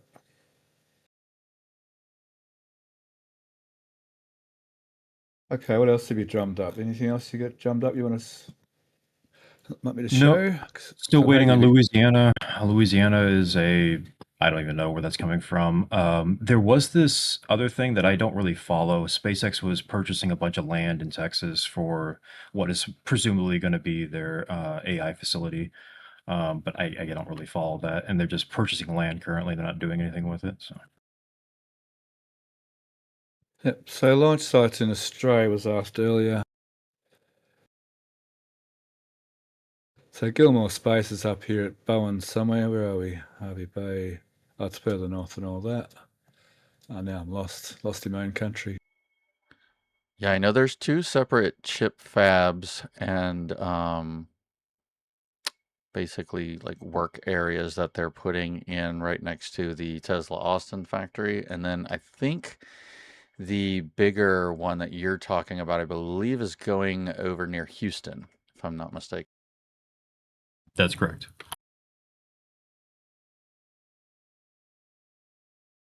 Gilmore Space here. This would be a good spot, I think, for a Starbase. It's got maybe some ship access for natural gas, or there's not much natural gas on this side of Australia, like at all. There's a massive deposit over on the west coast of Australia, but it's getting shipped all over the world. You could ship it around here. They do a little bit of fracking. Australians don't really like fracking much because I think in America too, there's a big artesian basin under here, and we're all a bit worried they're going to poison this. We've got one of the biggest artesian bases in the world. It's like huge. It's like that whole area all the way through here. Like out in these areas, there's wells that water just pops up out of the ground. Warm water comes up out of the great artesian basin. And there's natural gas could be shipped over from over here. There's a massive big underground natural gas deposit over here. I think it's one of the biggest in the world over there. And the other space they could launch from is up here. And these are all good for latitudes. There's already a rocket facility up there, a small one that's it's developing. That'd be a good spot. They can launch over here quite easily. That's pretty well uninhabited. All that's pretty well uninhabited. Down here as well, it's pretty well. It's not much. There's not much habitation in here either. It's just really sparsely inhabited, whatever you call that word. It's all fairly open country. You guys have a Collinsville as well, I think, in America. We have a Collinsville out here. It's a big black coal mine. This is a black coal loading station. We export a lot of black coal to China and other countries. We burn brown coal for our electricity, and we sell our much cleaner black coal overseas, as you do. Anyway, so that was just to answer someone else's earlier question about launching rockets in Australia. Of course, I've spoken quite a few times about the Woomera rocket range, but it's more for missiles. And England did launch a rocket from here to orbit, but I mean, I think they're okay to launch this way. It's pretty sparsely populated out here as well. But out this way, I think they're doing a lot of their rocket work out this way, and out here, there's no one lives out here. This is very sparsely populated out here. Well, this is probably some of the most remote parts on the Earth out here. Hey, Stephanie, can I jump in with an anecdote? Sure. I know a guy who is, they're developing a rocket launch site in White Cliffs, which is out near Broken Hill in New South Wales. I don't think it would be a candidate for SpaceX. I think you're right, Bowen would be more likely for that. It's just sort of north of the Menindee Lakes, east of Broken Hill, north of the Menindee Lakes.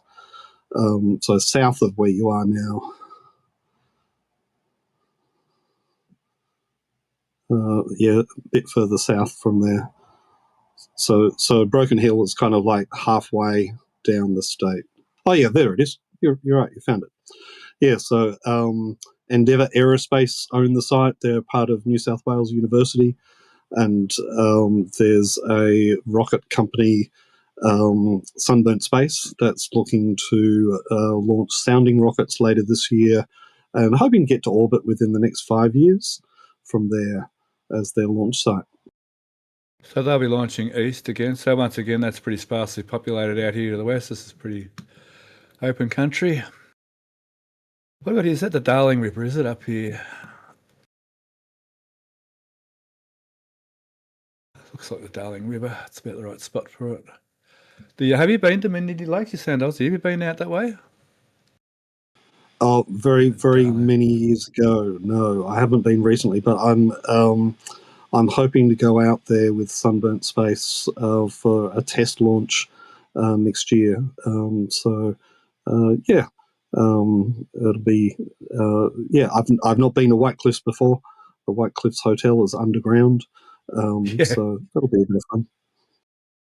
I might look you up when you go there. I might head out there myself. There's a few, like Wikipedia, everyone lives underground. I lived underground. It's fun. Living underground's fun. It's so nice. It's always like 22 degrees down there. It's dark. You have to actually set an alarm because you don't get any light cues for your time clock, for your internal time clock. So, well, I suppose they don't have to go east. I'm just thinking it sort of gets a bit populated here, a bit with farmland. But that is breakfast. Yeah, I'm guessing they would go east. East or even north. That's pretty sparsely populated too. Yeah, east this way. Yeah, I suppose they only need a certain amount of range before they're high enough to not have to worry about what's underneath after that. You ready, Steph? What for? To go? Yeah, up you go. Yeah. Okay.